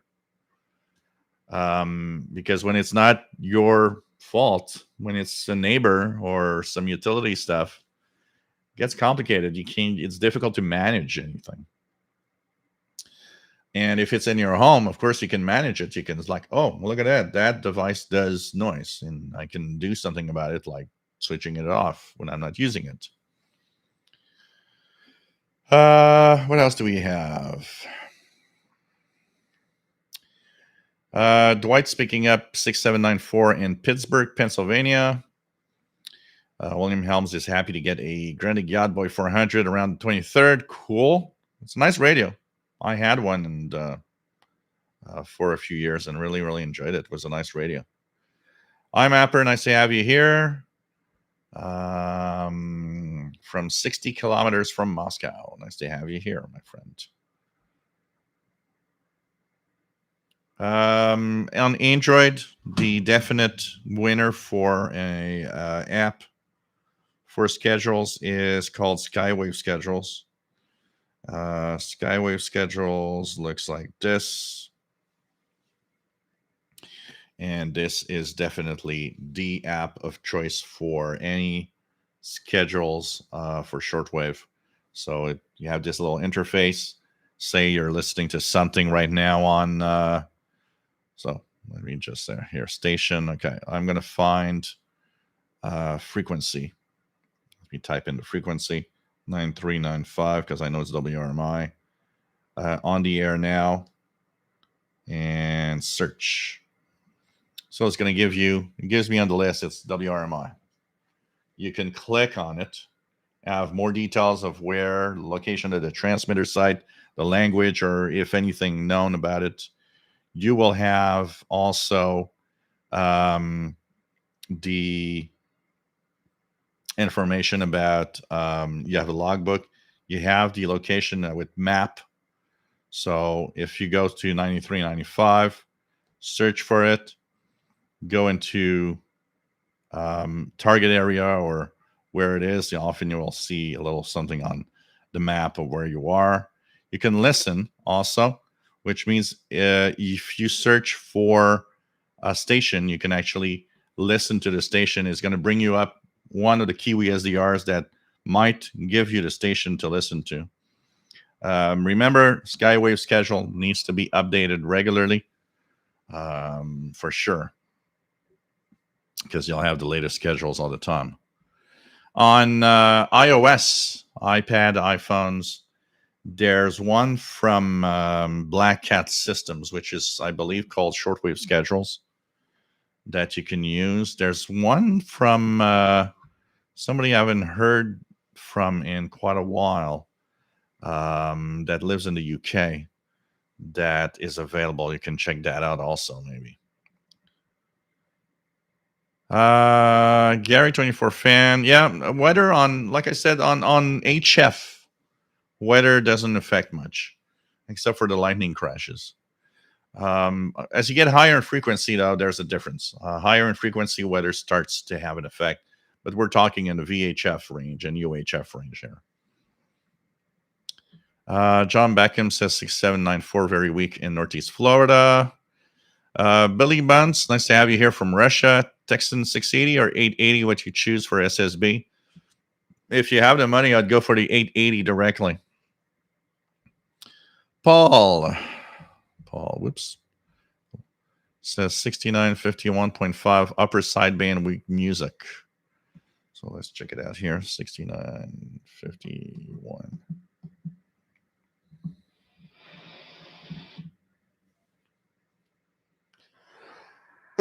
Sorry, guys.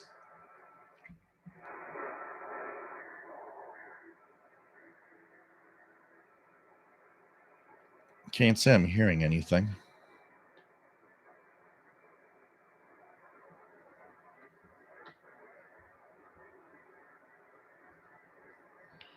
Not really hearing anything on that frequency right now.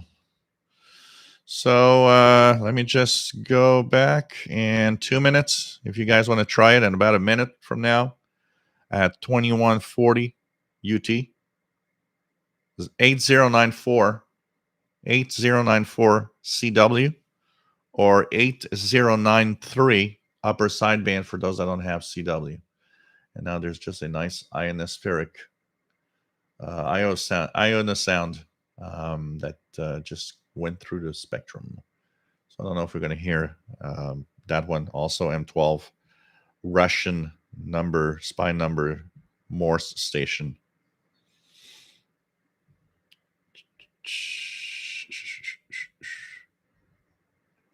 What do we have? Dimitri's 3729 lower sideband hams very active. Harry says, yes, you can calibrate the PL368. Just push the USB button until the display blinks. Okay, well, on mine, it doesn't work.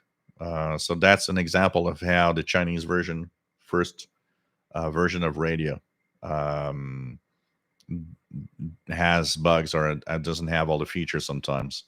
So on the PL368, that does not work.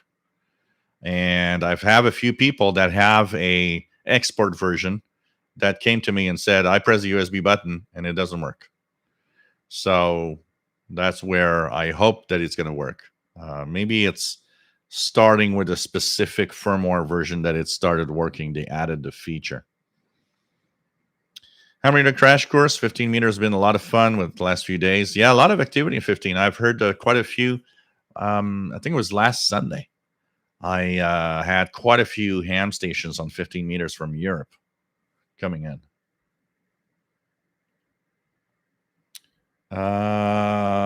Jeff McLeod, on your recommendation, I purchased SDR Player SPDX, and it is a great radio. Best SDR I've ever used, hands down. Cool. And learn to use it. There's a lot of features on it, including some features with enhanced reception on the low frequencies if you DX long wave, medium wave. There's a high dynamic range mode that you can turn on. There's a lot of things to learn on these radios on how to use the different settings and modes. Billy Bounce is UA6LHX. Cool. John Ritson, Chinese are cloning version 1 of the old Malahite SDR, whereas we have MK2 and MK3 on the way, which is better designed. I am awaiting my MK2 to arrive from Russia. Yeah, but it's interesting.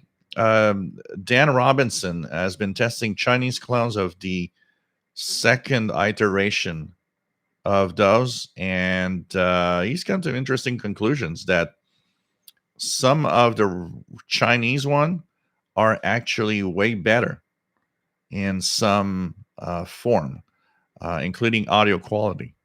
So it's kind of interesting because it's kind of a war. One makes something and then there's some Chinese guy that clones it somewhere. Kind of a war. Tony, greetings from Ireland. Good to see you back. Did you get to check the new ATS 100? I haven't seen any reviews yet, but it looks interesting for a little DSP pocket radio. Yeah, I've seen it. Find it kind of intriguing. I don't know. I'll be checking it out. Who knows? Maybe I'll be getting one just for the fun of it. I kind of like playing around with these little radios, honestly. Hey, Mitch. Nice to have you here from Baja. Nice to have you here. Are shortwave stuff still popular these days? It depends on the generation you ask, honestly. The young generation probably has, it's a tough question for many reasons. One of them is the fact that so many stations, so many people, even in our older days, didn't even know about shortwave. It's worse today, that's for sure. But I think for a lot of us that are into the hobby, there's still a lot of fun with that. I can tell you. Patrick, nice to have you on board. Just got back from Nearfest, Hamfest. Cool. Find anything interesting? 45 unit. Nice to have you on board. What is the average distance you usually find interference from neighborhood devices, not including power lines? Depending on how they are set up, you could be surprised at how far it goes. Because imagine the wiring of the electricity in your home. All the wires on the walls everywhere can sometimes create a really good antenna system for all the noise being sent out. That said, when I walk here through a park, things like that, most of the places I've went to, when you are,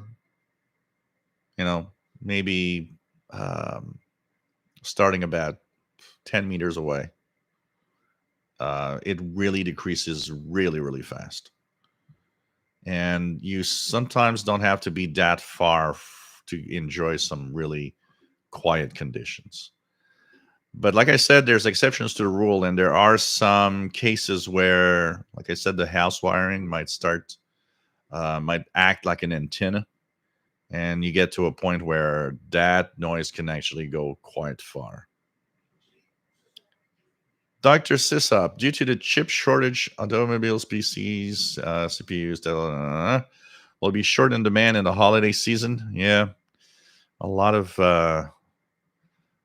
there's even some manufacturers that stopped producing stuff because they just can't find parts. By the way, guys, I just want to mention it here live. The ICR 30, this little ICR 30 is is going to be discontinued from what we see. So I got that news from Dave N9. Let me just bring up the email here. So it's Dave Zanto, N9EWO, I believe. I just want to make sure that I don't mention its call. Yeah, N9 EWO, and apparently on the Europe and Asia websites, it already says discontinued for the ICOM SCR30 portable. And it probably means that it will be soon in the ICOM America site. And there isn't, from what we know, there isn't any replacement coming. I'd be curious, I was mentioning that in the CIDX meetup earlier. I'd be curious to know how many of those they sold. One thing for sure, it's a very sensitive receiver to the environment around you. We have Eric Cottrell that noticed that here in Montreal, it doesn't perform as well as his location where it's quieter.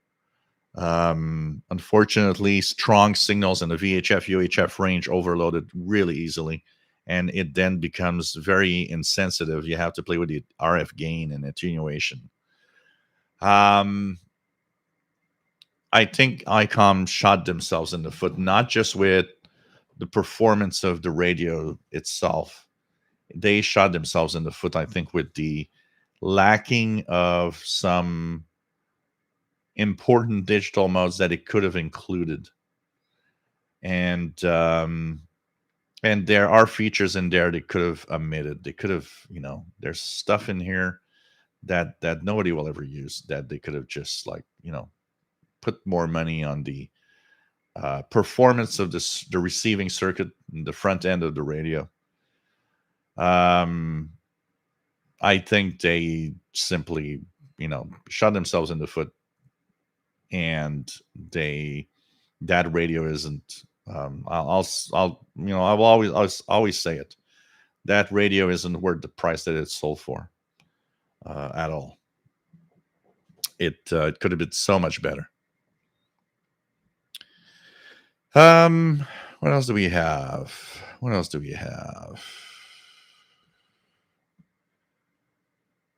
Yeah, well, actually, the exact thing about my Windows 11 on order PCs is not due to the shortage of new PCs. It's just that they're allowing it, but they do say that you might not get any updates.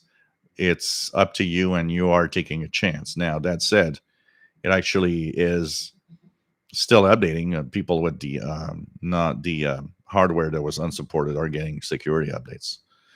As to being it buggy, mine works. I've got it on 2 machines and it works perfectly well, with little glitches here and there that are things that they need to fix. But in performance and in the workings, for me, it works well, basically. But like every operating system, waiting is not a bad idea.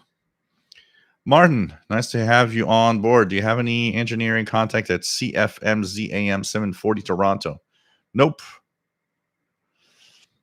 All those, that's the kind of information you get in a book like the World Radio TV Handbook.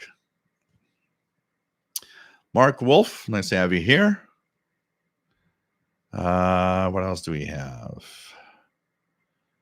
What else do we have? Kathleen, have you tried Linux? There are a lot of useful free stuff under Linux. I've dabbled with Linux regularly and tried different distros and all this stuff. I'm not a fan of Linux personally. I do find that it's important that it exists, though, and that we have other choices than Windows. It's okay, but I'm a Windows guy, and I like Windows much more than Linux, especially with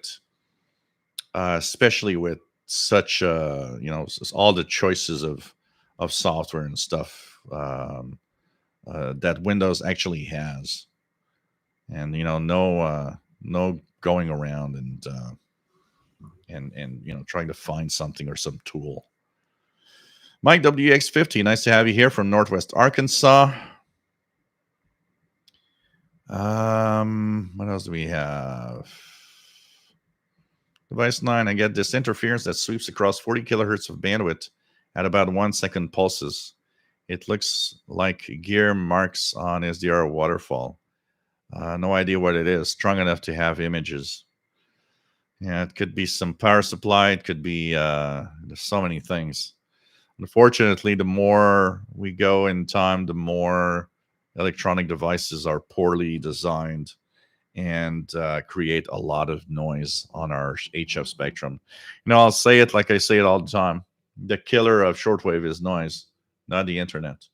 The internet has nothing to do with shortwave going away. It's really noise. More and more noise means less and less people are interested in listening. Imagine if we would go back to the shortwave broadcasts of the the 70s or 80s level. How many people would have a hard time listening to half of all the broadcasts because of the noise level around them? We often don't think about it, but it was much easier to listen to a signal back then. Even though the problem was when they were jam-packed close together, that was the difficult part. It was still low noise for most of us, which is a very different thing today. Wizard of Oz, nice to have you here, Ozzy, KC9TVN. Tony's hearing a station quite well on 6950 upper sideband. So talking about a British group, the Police, not hearing commercials. Let me see if I can... Pirates usually start coming in slowly around this time, so I'm going to see if I hear anything. 6950. There might be something weak. I'm not sure, but there could be something weak. If I look at the waterfall here, there's possibly something very weak, but I don't hear it here. N6RLS, W1AW/6 special events station at Pacific, San Ramon, California, broadcasting on the different frequencies that we see here. You guys want to try it? Cool.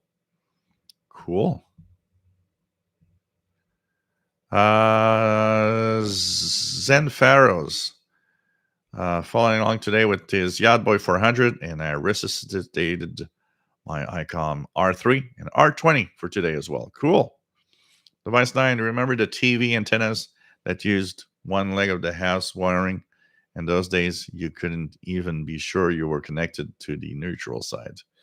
Yeah, it's good old days. Good old days of not knowing. It's like those tube receivers that the frame is actually on the hot side, so you could get electrocuted like pretty much anywhere. So What else do we have? Mitch picking up CRI China Radio from Mali on 11975. Let's check it out here. 975. Oh, not bad. Pretty good. And French. 630. I think on 630, the other one.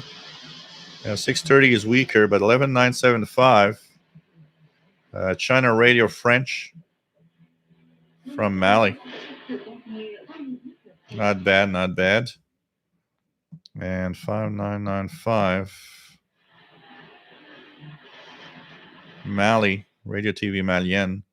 Weaker, a little noisy, but it's there. What else do we have? So Billy No Mates says SDR works fine on various platforms, including Linux. Yeah, what I hate about Linux and Macs is the obvious lack of choice. You know, you got so much more choice on Windows, and that's what I love. There are some interesting software, but you know, when you're stuck with having to, have some emulation to have Windows stuff work and stuff like that, might as well run Windows.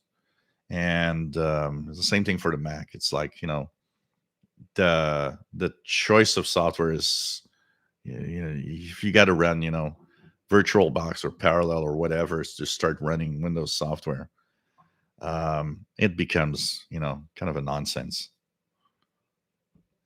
It's obvious Windows is a winner for pretty much all the software in general because it's the most popular.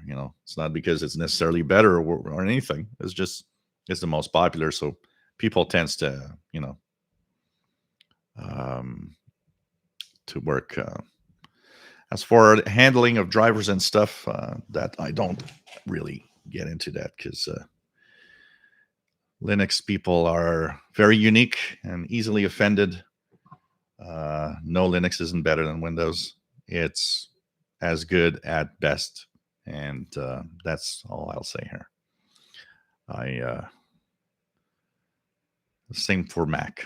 It's like you're a Mac person, It's all right, but it ain't better. It's different.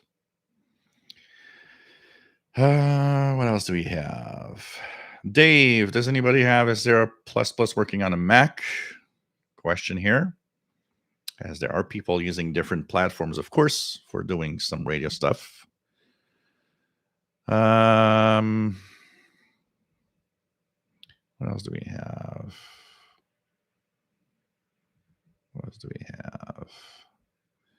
But like I said, it's nice to have, alternatives to Windows. We need to have a continued Linux, distros and stuff and being updated all the time. There needs to be more than one operating system. It's healthy to have choices, and people like certain platforms more than other. That's it. That's cool. Robert Prosper, yeah, selectivity. That was the big problem back then. Tom DXer, take care, my friend. What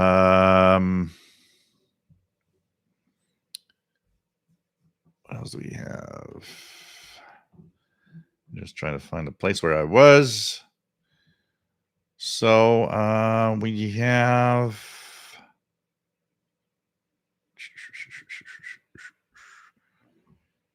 I'm Radio Crash Course. Good point on shortwave listening, level, and noise. Yep. I mean, I'm sure that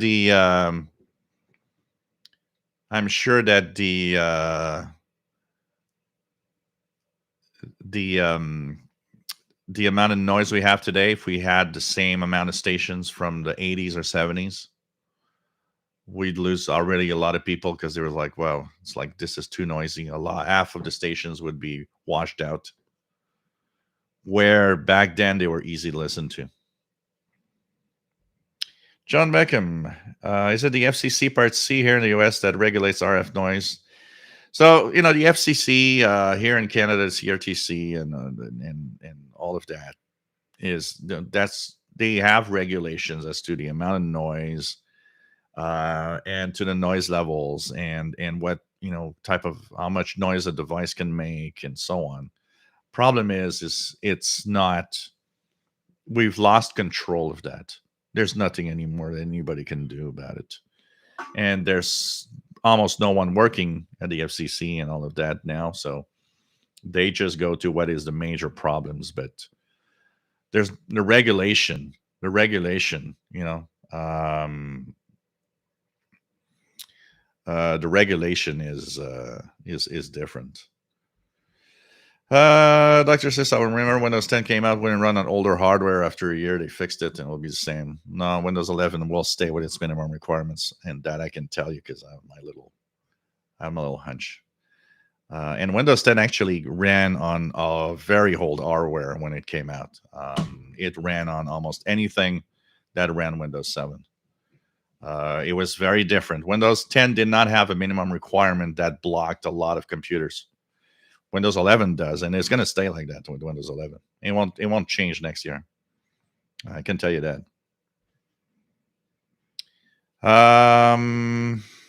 Billy No Mates, yeah, Emily 30, absolutely. It's a good antenna when you're in a noisy environment, absolutely. What else do we have?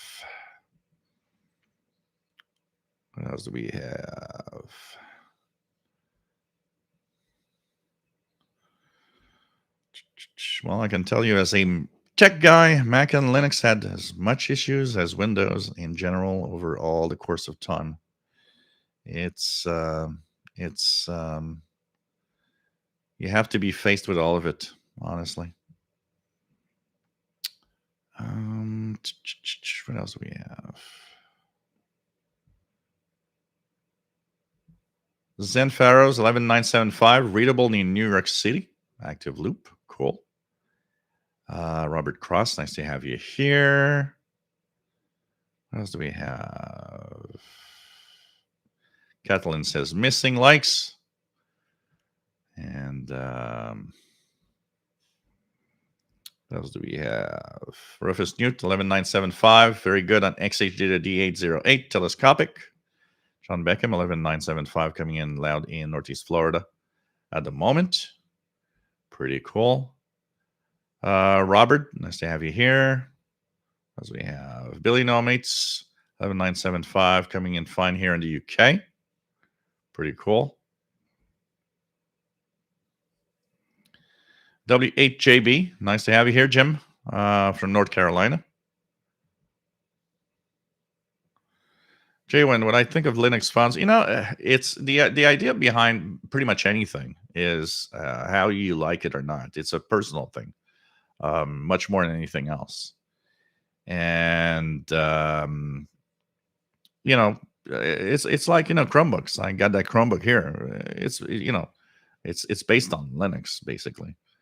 It's just that the interface and the things that they did with it is making it different looking, and different way you use it is different.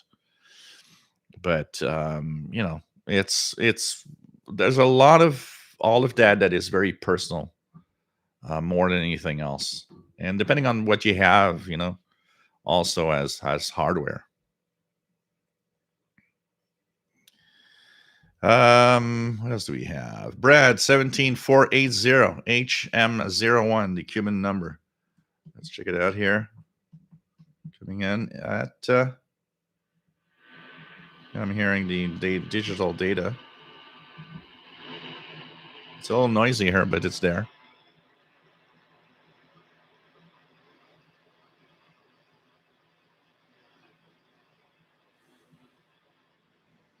James Farley says 6925 Pirate AM. Yeah, I might have a very small trace on the waterfall here. I could see it.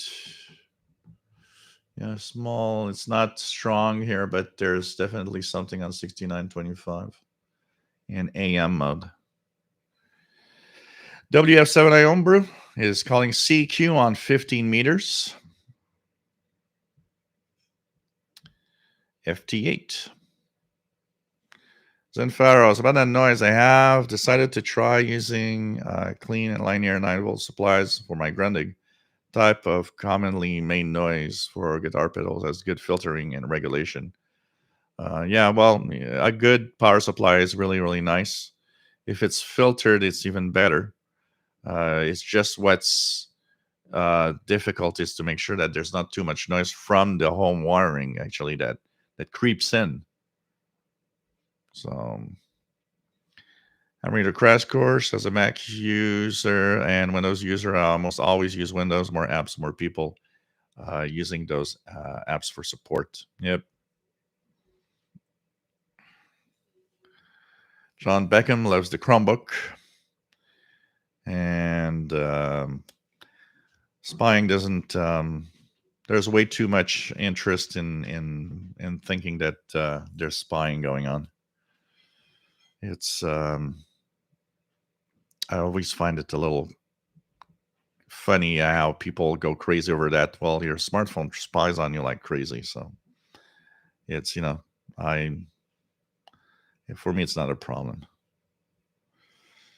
Keegan has Amazon Fire tablets since around Christmas 2015, and an iPhone XS Max. Barry, nice to have you here. Says wind has been crazy here in central Kentucky. Have to reinstall my long wires. One insulator broke. Yeah, that is something that is that is something that is the problem with weather, especially when it's been there for a while. My WX50 had a tornado in the country, in my county yesterday. Wow. Ariel, nice to have you here from Oslo, Norway. LB1NH. How's the noise level where you are? Not too bad, I hope. Robert Cross, pretty good here. What else do we have? No, that's fine, Catalan. No problem about that. I mean, everybody uses the system he wants to use. Zen Pharaoh says 6925 barely coming in through here near New York City. There's something weak here. I see the trace on the SDR, but it's not very strong.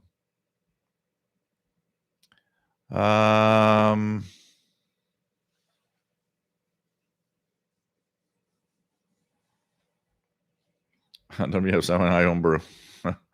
Well, they've improved the Linux distros over time. They are easier to use than before, but they're still not for most people. Dwayne, I've said hello, Dwayne, already. Kamaxi 76, the only person that should worry about their phone spying on them is a Cuban number lady. Pretty much.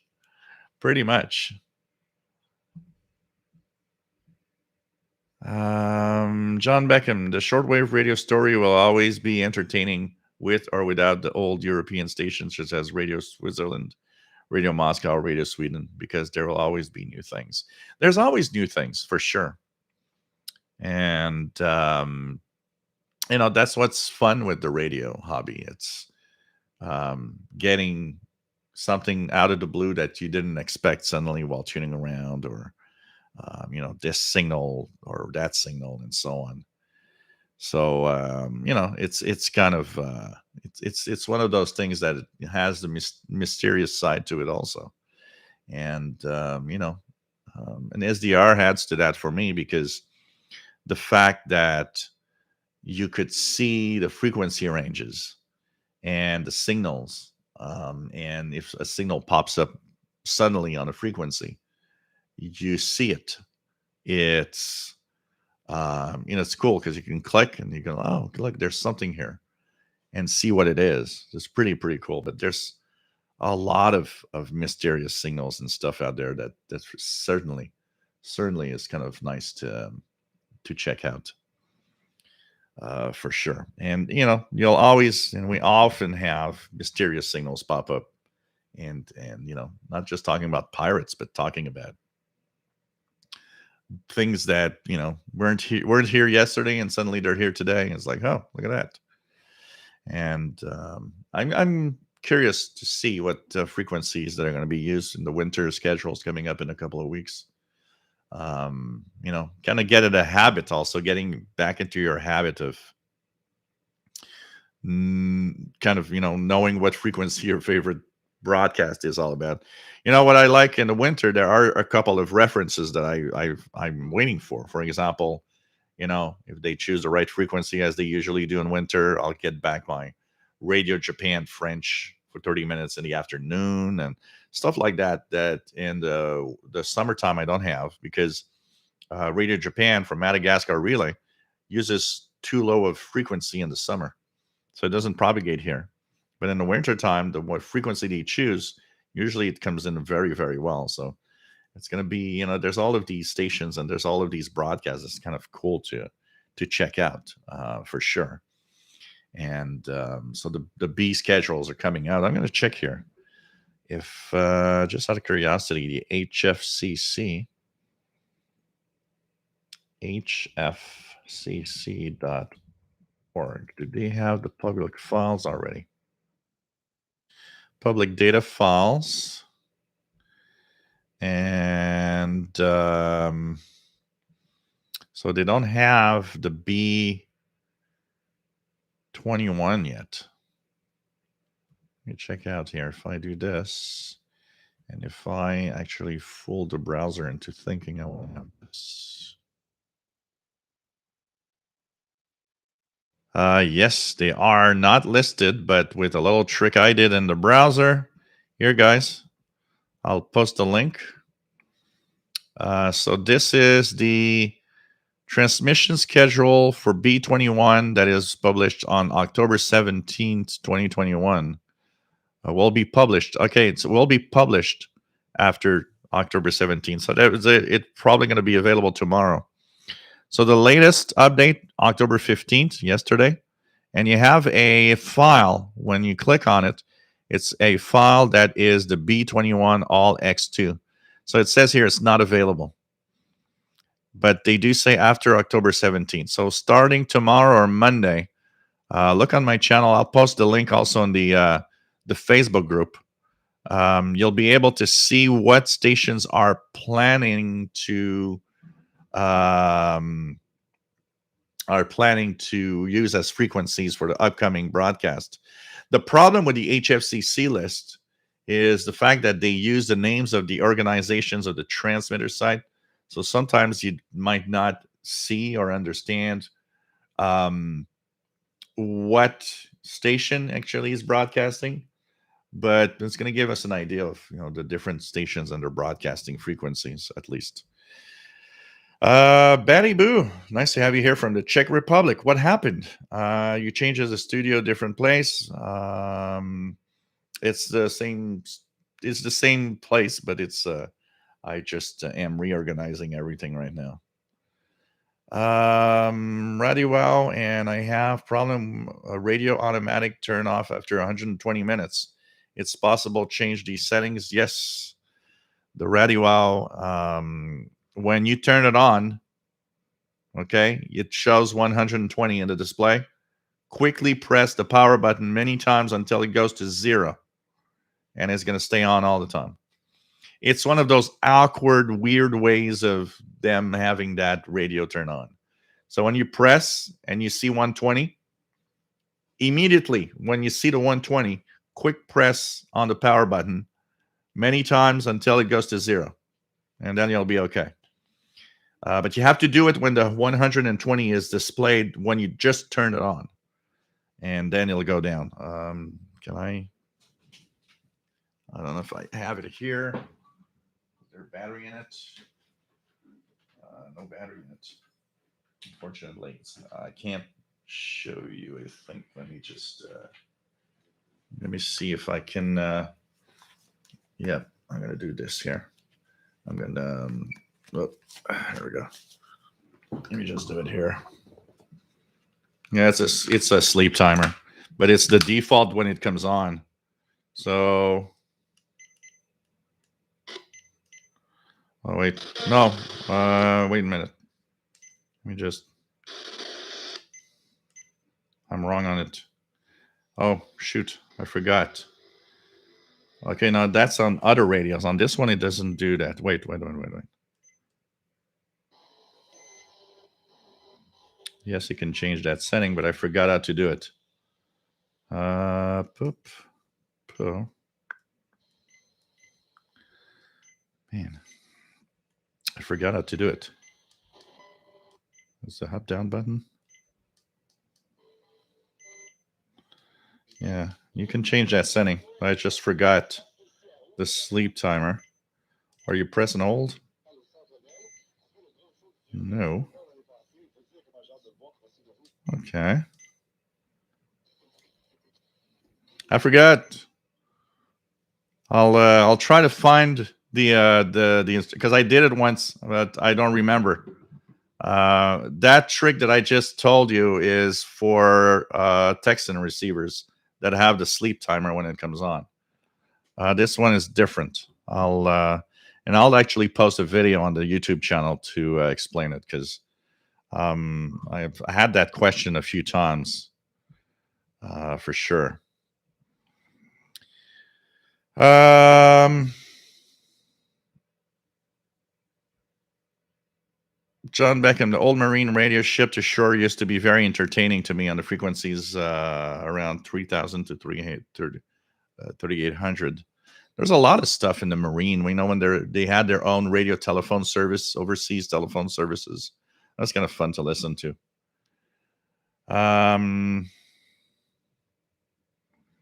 WF7I Ombrew on 15 meters got Ecuador, Australia, and West Coast US. Cool. FT8. Chris 66. I could not do my job without Microsoft. Glad I don't have to type documents in WordStar. But I'll have the answer to that. I'll post the video on my YouTube channel. I forgot the way to do it. Man, it's super easy, but I just forgot. Erlon DN, nice to have you here. PU5NDE, nice to have you on board. Dimitri, there's nothing to hide from our government. We have other things to worry about. It's mostly also the thing of it everybody believes whatever they want about who snoops on what and what. For me, Microsoft doesn't snoop for the government. It might track for reasons, commercial reasons, like Google tracks for commercial reasons. Google is, by the way, far worse than Microsoft on that side, but it's business reasons. It's not, Microsoft doesn't care about the government. They have, and the snooping, when somebody says, well, it snoops on your computer to see what you do, they don't care. They don't care. It's both of these big companies do it for money reasons. That's all. Keegan, Eton, Field Edition, sleep timer settings are 90. Yeah, that's when you start pressing the buttons. Ricardo, nice to have you here from Portugal. Pretty cool to have you here. RG88 Dakota used to enjoy listening to ship to shore phones. Yeah, they were all over the place. I remember listening to them in the 4 and 8 and 12 megahertz regions. And then the fun was to have something in a language you understand. If you understand just one language, it's like, well, getting a conversation in English or French in my case. There are a lot of, languages of foreign countries, like all sorts of languages out there. I mean, where, they were international calls. So they were people from all over the world. But that was kind of entertaining. And, there's still some, if you tune regularly, there is still some going on some smaller,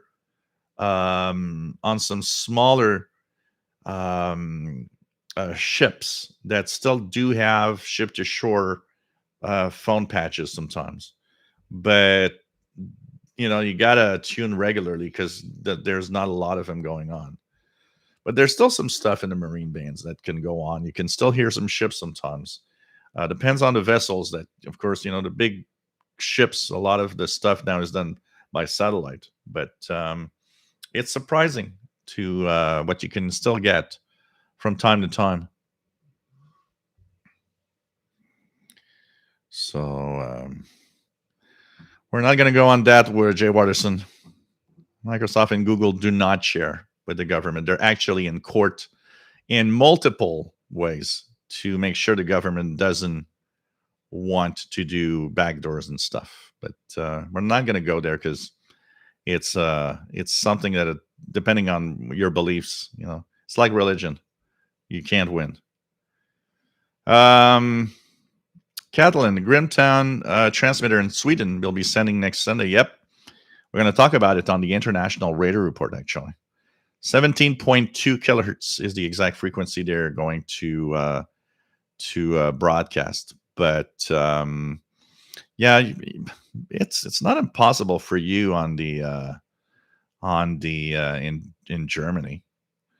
I don't know how much power they broadcast at, but they were heard in many countries last time they did their transmission. So it's 17.2 kilohertz for that, and you'll see. I don't know if the AN200 is sensitive enough for, or because it's not tunable up to there. So I don't know. If you have a wire antenna, I would think you'd have more chances with a long wire on 17.2 kilohertz than with the AN200 loop. But who knows? Who knows? The fun thing is to try it. You got to try it, and that's it. John Meckham, does Portugal still broadcast on shortwave? No, Portugal left shortwave quite a few years ago. Radio Diffusion from Portugal. I remember hearing them in English back in the 80s. I have a few QSLs from them, but they left shortwave quite a long time ago. Jaywind, yeah, like I said, it's we don't want to have one operating system. We want to have a choice. That is the most important thing. Let's have choices. You don't want to be stuck with just one, because then the control could be too big.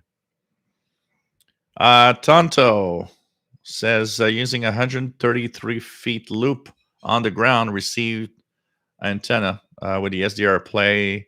How might it compare with the MLA30? One thing for sure is that depending on the noise levels and everything, here you're talking about a loop that is way bigger, and that could technically be way better than an MLA30 also, depending on how it's constructed. I know some guys that have these huge ground loops and have amazing reception. So it's definitely, it's a different beast. The MLA30 is more of a quick antenna for noise purposes, and that's easy to set up for most people because not everybody can have 133 feet loop where they live. It's hard to explain that in a condo or an apartment setting. But a good outdoor antenna, if we would compare the MLA30 is great for what it is, but it's easy to beat the performance of the MLA30 if you have low noise and can try bigger antennas of different kinds.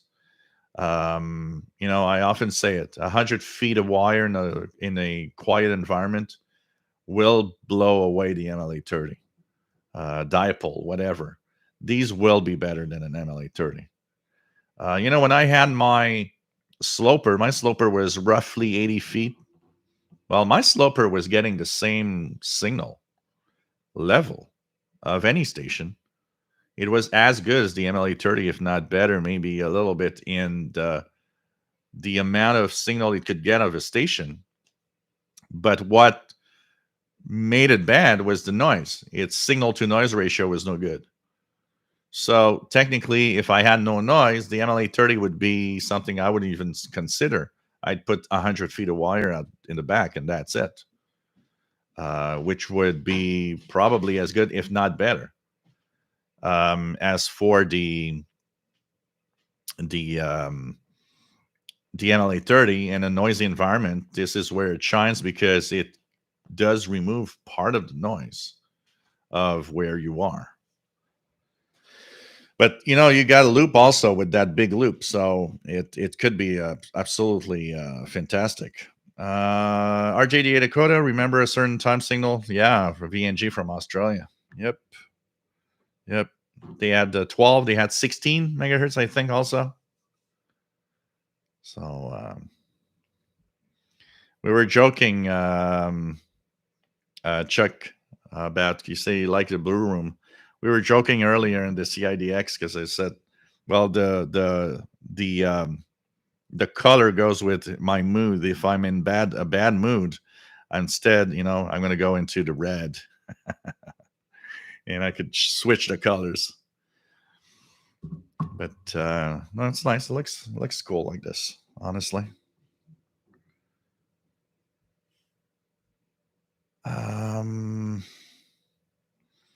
Ricardo says no shortwave in Portugal since around 2012. So thanks for the year. I remember Portugal being a service that had English and had different languages, then became just a Portuguese only service, and then they left. Actually, if we let me just check it out here.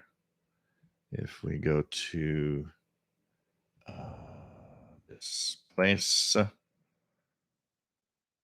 um,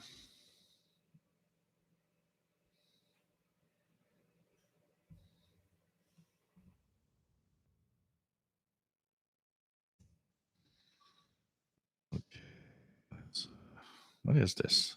I'm in the wrong. Okay, let me.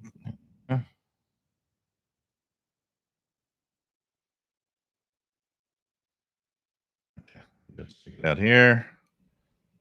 Oh, what is happening? Are they back off? Let me try it out here. That. There we go. Okay.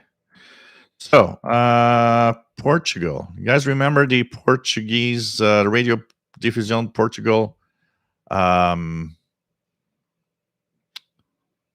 What interval signal they were using on shortwave? So here's the international service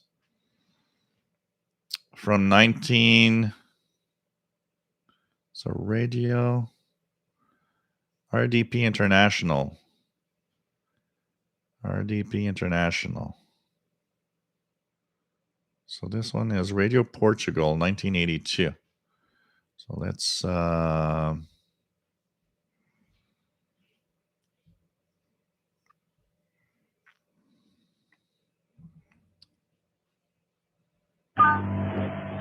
this is what I remember, that interval signal. You guys remember this?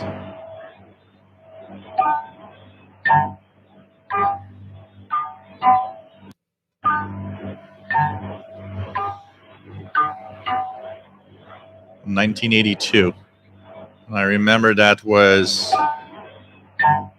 the time. Let's see. It says English here. I'm gonna see what.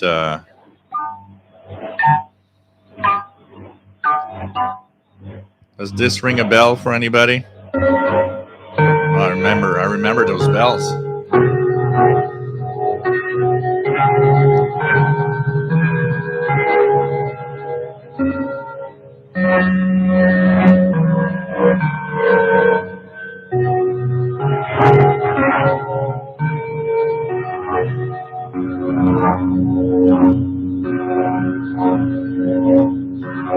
Well, that brings me back in time.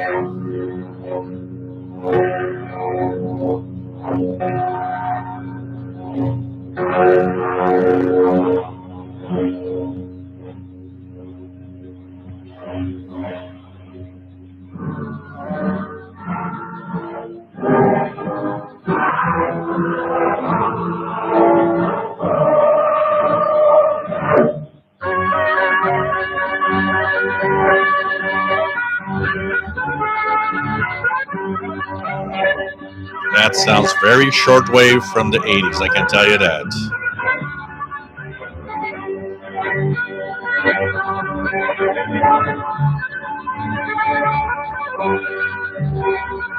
Any talk here?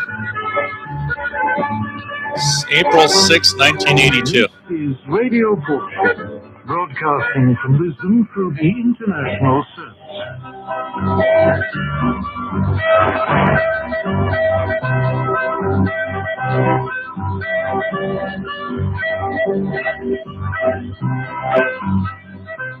Today, the news will be followed by our choice of music.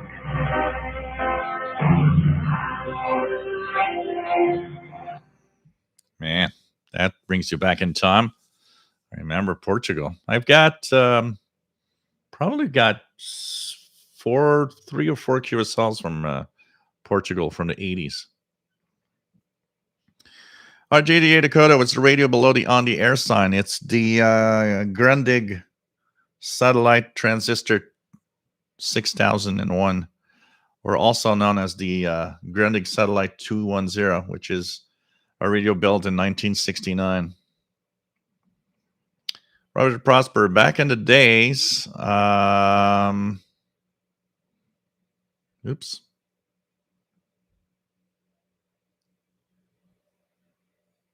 Okay, let me just go back here.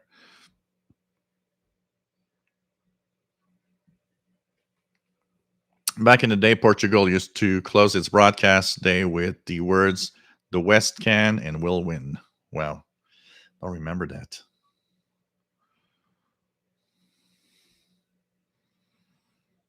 I probably could do some kind of ground loop here on the.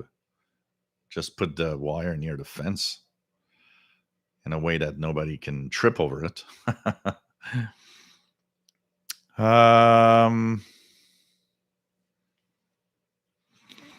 Yeah, submarines on very low frequencies, absolutely. Jacob Marley just got back into shortwave listening and body RSPDX. Great fun to use. Still lots to listen to. I miss Radio Moscow. They used to be everywhere in the 80s. Yeah. Yeah.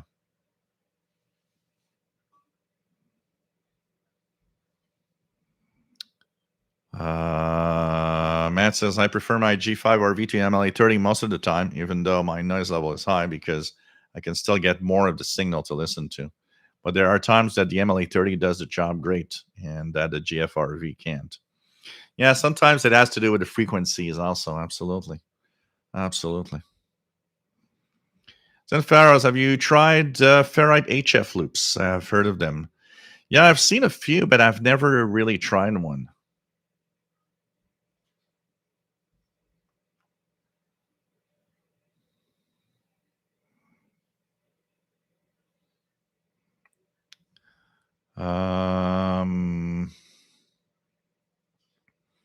What else do we have here? Joe, is it okay to use a scanner antenna for my Grundig Satellite 750? I can't put up another outside antenna.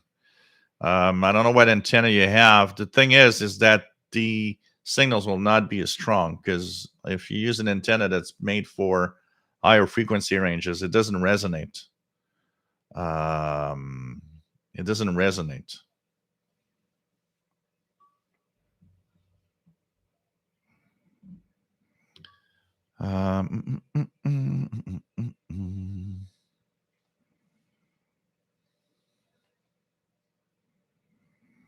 The only reason Facebook says they want to be regulated by the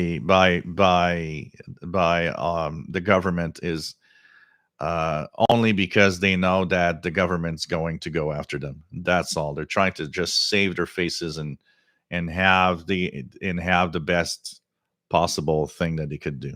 Because for the rest, it's Facebook business. Same for Facebook. They're snooping on you for money. That's the only thing. It's just simple. The snooping going on online is for money. That's it. The real snooping for finding bad guys or spies or whatever, that's done at a very different level and it is done in a very different way. And if when there's snooping done by governments, they don't go to Microsoft and say, "Oh, we want this," because Microsoft will always say no. Same for Google; they'll always say no. We're not giving you that. They come with a court order and they force the companies to give them what they want to give. That's a very different thing. Or in the case of the NSA, they find backdoors. The NSA finds backdoors regularly, and they just shut up and don't say it, and use them to snoop on what they want to snoop on. You know, think about it seriously. The average Joe that you and me are is totally uninteresting for the government. Totally, totally. There's nothing interesting in here. You know, we're a bunch of nobodies for compared to what they want to fund. It's as simple as that. That's why it never is a problem for me. Or when people say, "Oh, well, they're snooping," it's like, who cares? Look, snoop for what? You want to know the colors of my boxer shorts and that I'm listening to Shortwave? Yeah, the guy's gonna get bored in 2 minutes. What else do we have? Chris66, wasp chewed on my internet cable in the utility box. Oh, wow. And wasps cannot chew on the radio waves. That's true. Mike WX50 says Radio Portugal back in the 80s, but I don't see it in my 1981 logbook. Yeah, I've got the QSL cards. I remember listening to RDP International back in the day. Definitely was one of the stations I would tune to. It's funny because the impression, you have an impression on stations, and some stations gave you an impression. So I have an impression in memories of Radio RSA South Africa, Radio Moscow, Radio Berlin International, even some of their harsh broadcasts that were from like Radio Tirana, Albania back in the days and stuff like that. I don't have much impression or memories going with Radio Portugal, unfortunately. But I remember listening to them. San Faros, one time I listened to RDP was back in the early 70s. Oh, man.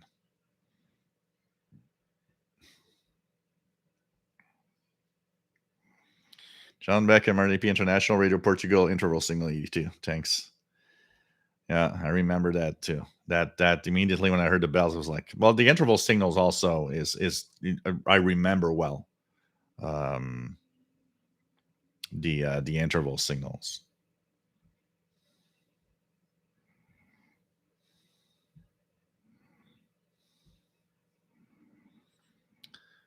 Play something from the GDR. So play something from the GDR. Germany.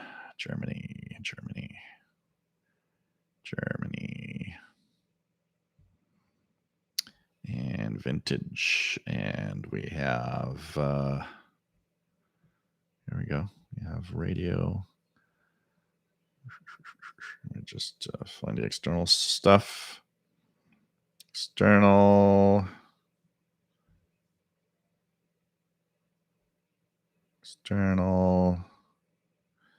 There we go. There's a 19.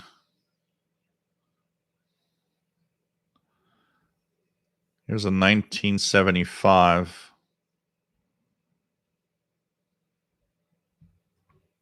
from Radio Berlin.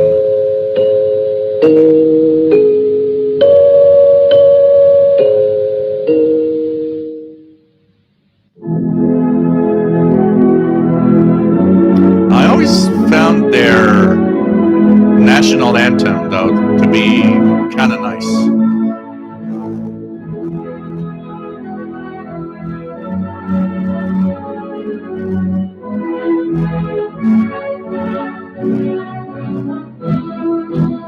Here it gets more like almost military. Let's march together, comrades.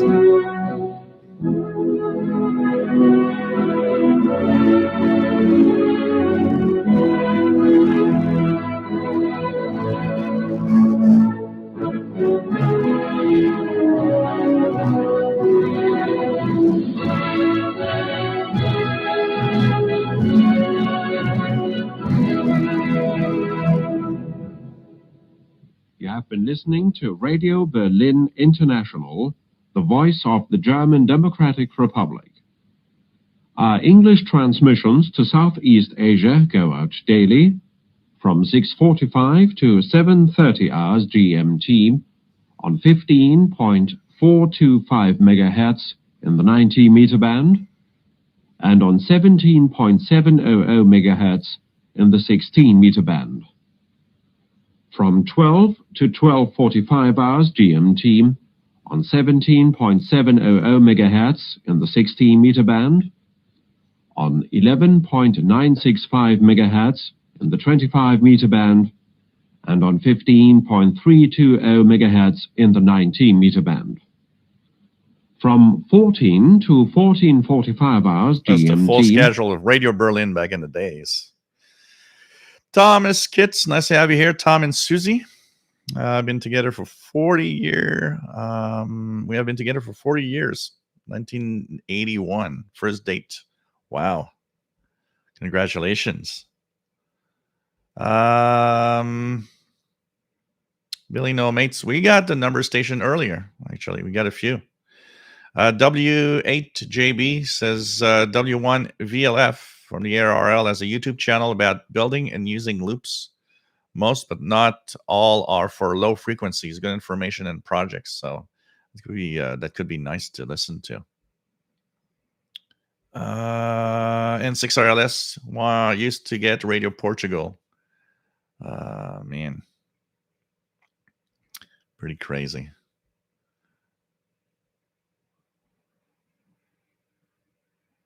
Robert Prosper, there's a Twilight Zone episode about a guy who finds an old radio that plays the radio broadcast from his youth. Oh, man. Imagine going back in time. Going back in time. Oh, yeah, I just finished the vodka cranberry Catalan. Glenn Zeckman, I'm sitting on the back porch with the DX302. Cool. Cool.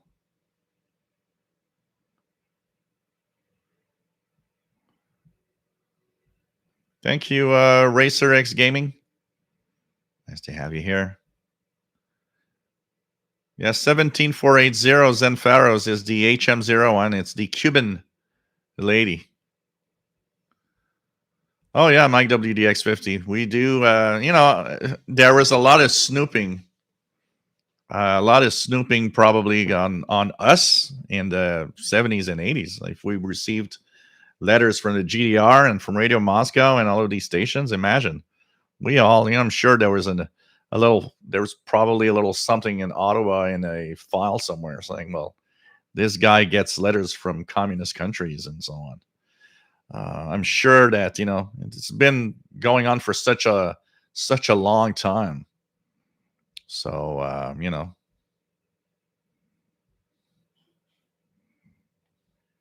we've been, as shortwave listeners, I mean, if you communicated a lot with those communist countries in the day, man.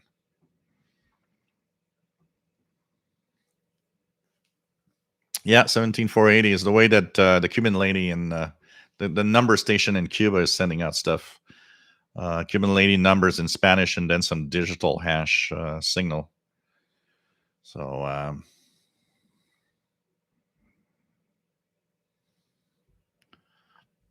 what else do we have?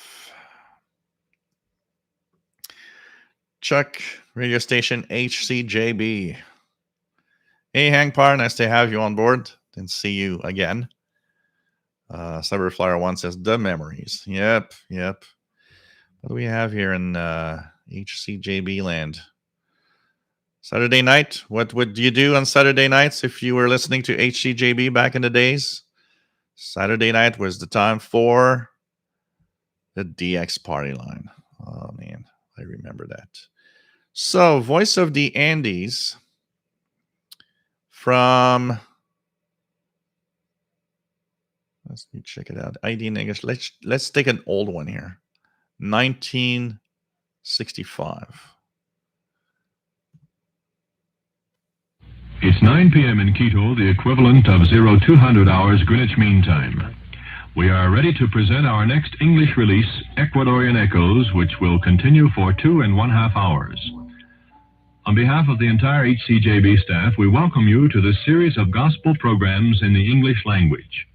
We are sending this broadcast your way on the 19-meter band at 15.115 megacycles, in the 25-meter band at 11.915 megacycles, and in the 31-meter band what's at interesting 9.745 megacycles. is to Join us hear now. the different wording of stations from the 50 years ago or 60 years ago than the more modern ones.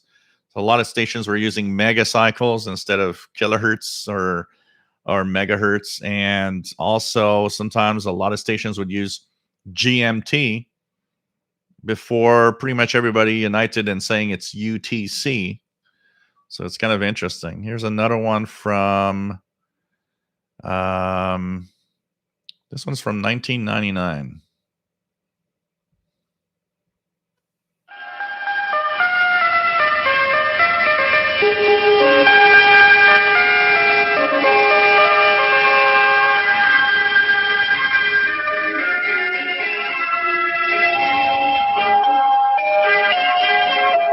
That was their more modern interval signal.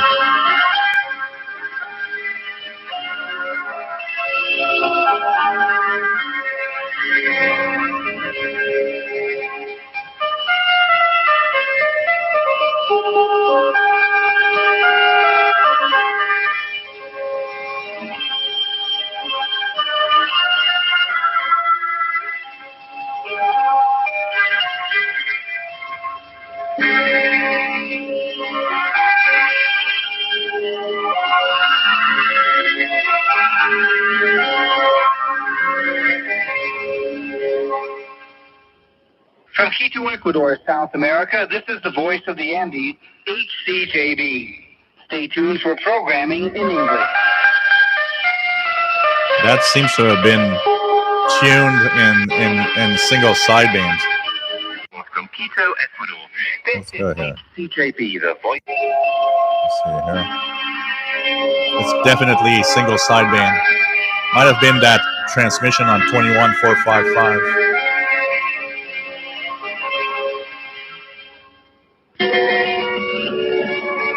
Oh man, the Ecuadorian music. Jesus blessings from Quito, Ecuador. This is HCJB, the voice of the Andes. We're now opening our morning broadcast in English to Europe on 11730 kilohertz in the 25-meter band. The time here in Quito is 2 a.m. Eastern Standard Time. That's the same as 0700 hours UTC.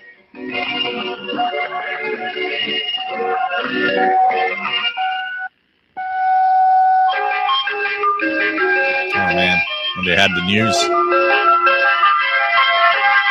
Chile activists mark anniversary without interject. Okay, that brought me back in time quite a lot. This one. John Beckham remembers the national anthem from Berlin. Hey, Japan, nice to have you here. Robert Prosper, say what you will about the East Germans. They really knew how to build solid walls to keep all the West Germans infiltrators out. Oh yeah, that wall was a good wall. It did its job quite well, which was so sad, honestly. After the march, a group hug, 6 or less. John Beckham, how about the Twilight Zone with William Shatner, where he saw a beast out on the wing of an airplane? Oh, God. I never could find the station from RBI. I got a few. I got a few QSLs from Radio Berlin also. Here. SETI at home, Hangpar, on the PC side, things like that, that's stopped now. They stopped doing it about a couple of years ago. What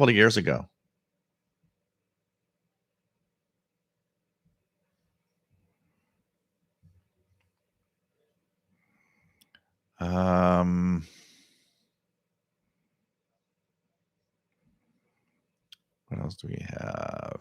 Let me just try to go back where I was.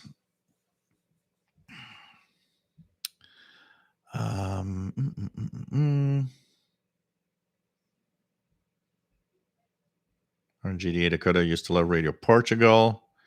Christian Marcoux. I'm setting up DPL 330 FM. What do I set it up to? 64, 76, 87, or 88? Thank you. Well, 88 is where it starts here in North America. So technically, if you set it up at 88, you're going to have the standard FM band here in Canada, 88 to 108, which is the frequency range. The other ranges, 80, when it goes down to like 76 or 64, there are different parts of the world where they have the FM band actually goes way down to that range. But here in Canada, it starts at 88 pretty much. In the good old days, if we had these radios and good old days of analog TV, we would have been able to use that range of 64 to get some of the audio of some of the TV channels. Yokoyama Hirofumi, nice to have you here. Nice to have you on board from Japan. John Beckham, I'm delighted that Radio Spain has a relatively powerful transmitter. And JW, nice to have you on board from Cartagena, Colombia. Anyone know if a Yaesu FT450D can do shortwave? FT450D is a transceiver. It does all the shortwave bands and frequencies. I got one here. I should set it up soon. What's a megacycle? It's what we have as megahertz today. Is megahertz, simply the frequency. It's just that in the old days, and if you look at old radios often have megacycles or kilocycles written on them rather than hertz, basically.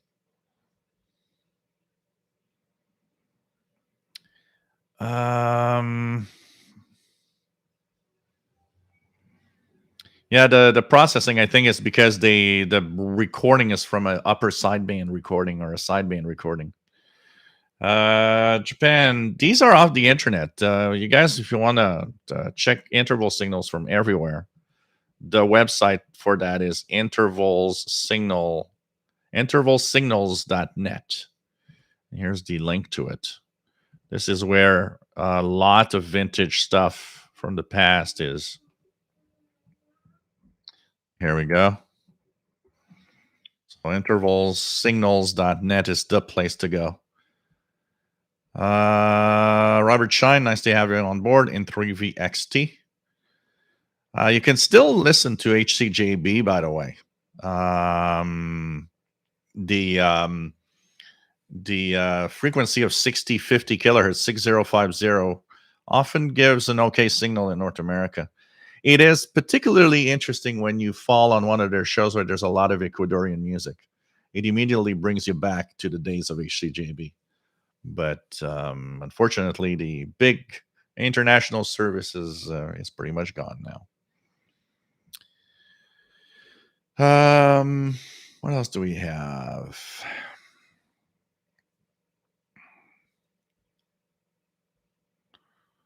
Yeah, old terminology. Kilocycles, kilohertz rather than kilohertz, megacycles rather than megahertz, basically. It's like GMT instead of UTC. Kevin, nice to have you here. Says receiving CFRX from Toronto on 6070.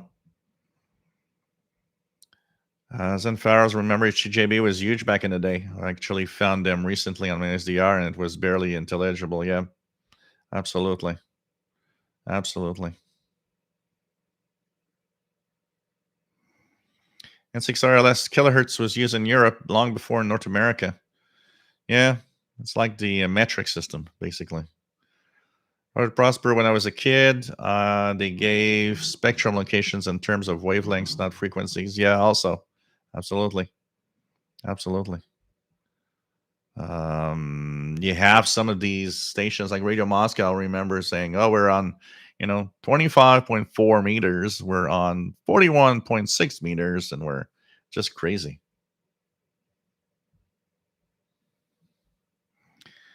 Did you once say that there is an audio package available through retail means of shortwave station intervals?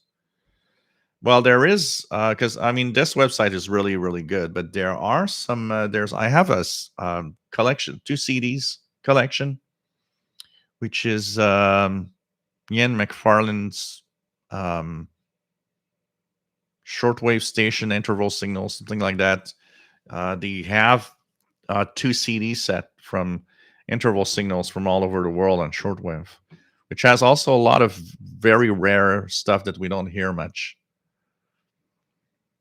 So that was somebody new. It's nice to have you here. And he's hearing the Cuban lady. Cool.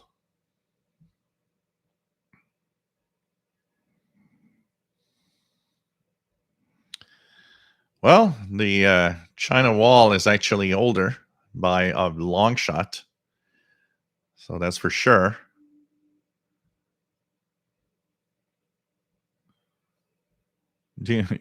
Angpar, you should say everyone is born before 1981 here.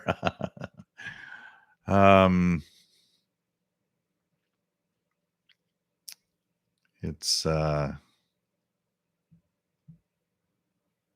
crazy.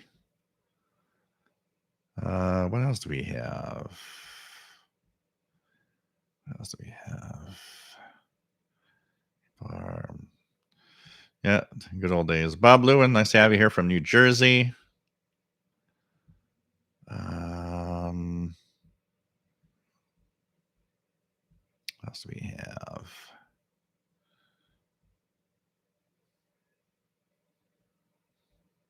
Yards. Yards. Yep. So Hank Parr was born in 81, just a year before I started listening to shortwave, actually.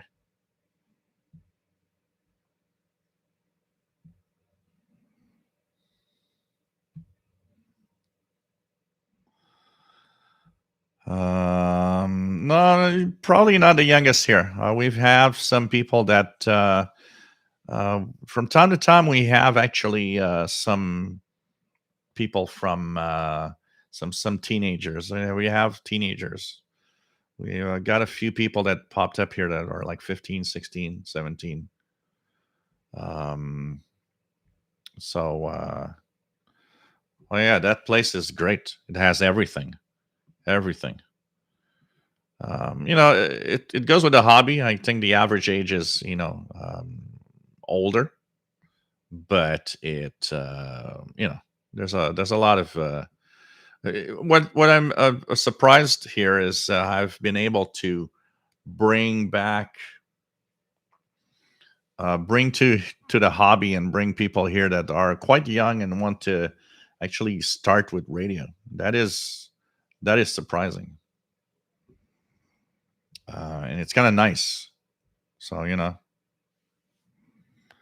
5950 is probably what you mean as frequency. It's WRMI on 5950. That yeah, it's 15 WRMI on 5950.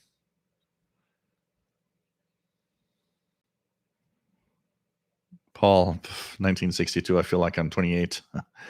I always joke in my head and to tell everybody is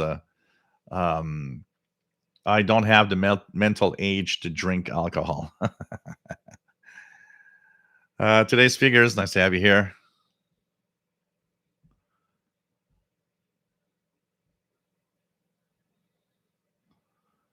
Pretty. Do I record off of live radio? Not particularly. Sometimes I have thought about, I should be maybe documenting or archiving a lot of things that I hear, but I do honestly. I put it whatever I listen to unusual. I put it on the YouTube channel, so it's kind of some way of doing a recording. Take care, WF7I Homebrew. It's nice to have you here. By the way, I've got a loop antenna that I received this week. Somebody sent me a loop antenna, and so I'll be setting that up as soon as possible. It's an amplified loop, and we're gonna be checking that out. Um, the loop is was sent to me by what's his what's his name that he uses on the his name is Tom, but I'm wondering if he has a if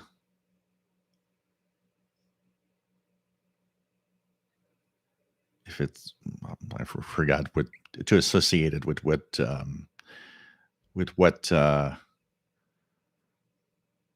name that he shows up with in the chat room. Sorry. So he sent me a cross country wireless loop amplifier. So it's an amplifier. I've got the loop wire and everything.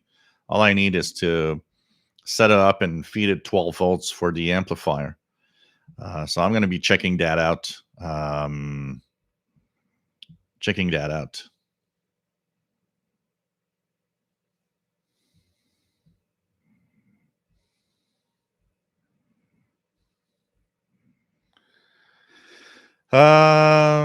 What else do we have? Yeah, new loop. So we're going to check it out. Oh yeah, still young. Scale up 4. Frank McCluskey, nice to have you here. I'm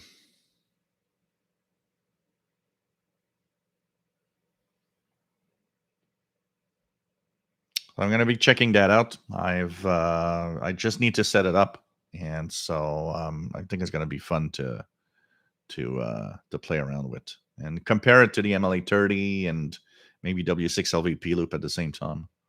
I think it's going to be cool.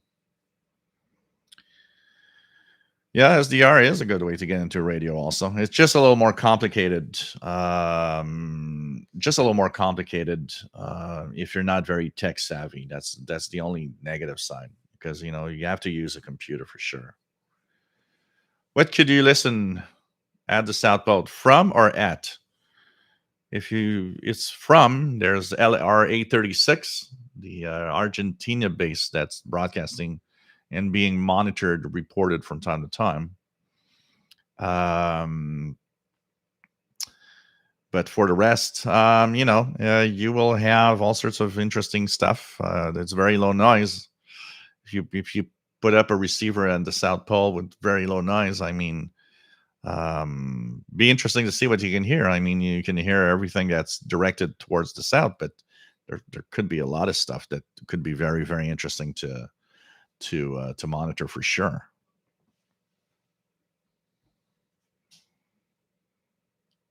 It's like listening to the one in Norway that is in the Arctic Circle, which is kind of nice, kind of interesting to check it out. For sure.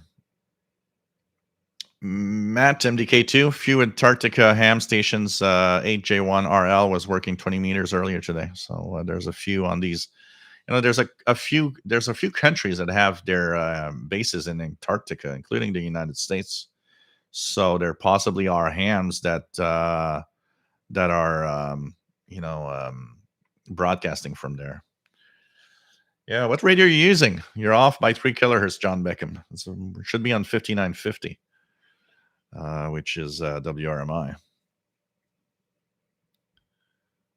So let me check it out here. Anything else?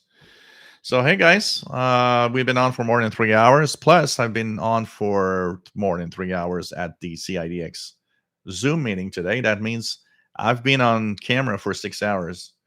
I think I'm going to take it easy for the rest of the night now.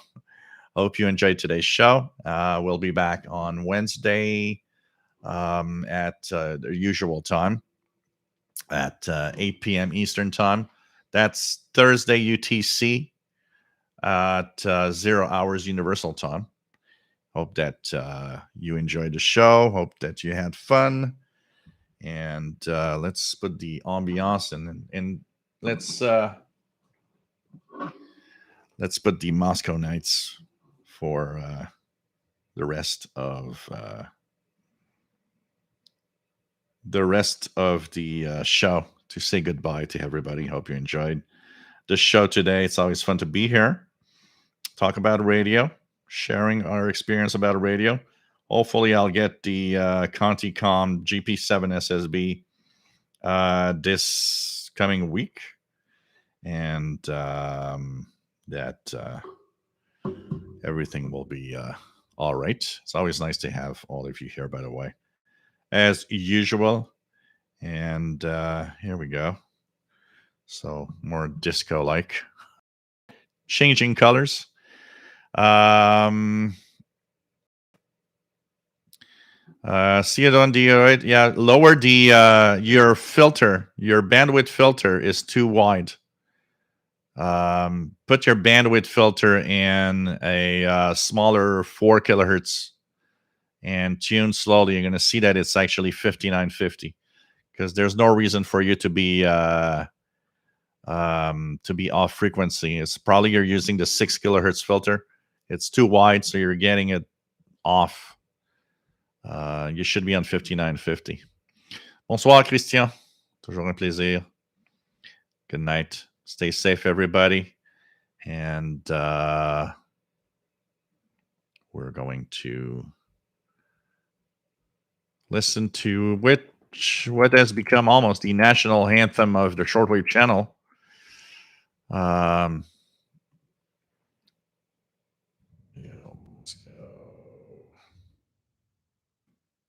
go. Stay safe, everybody. Hope that everyone will be all right. And we're going to say goodbye.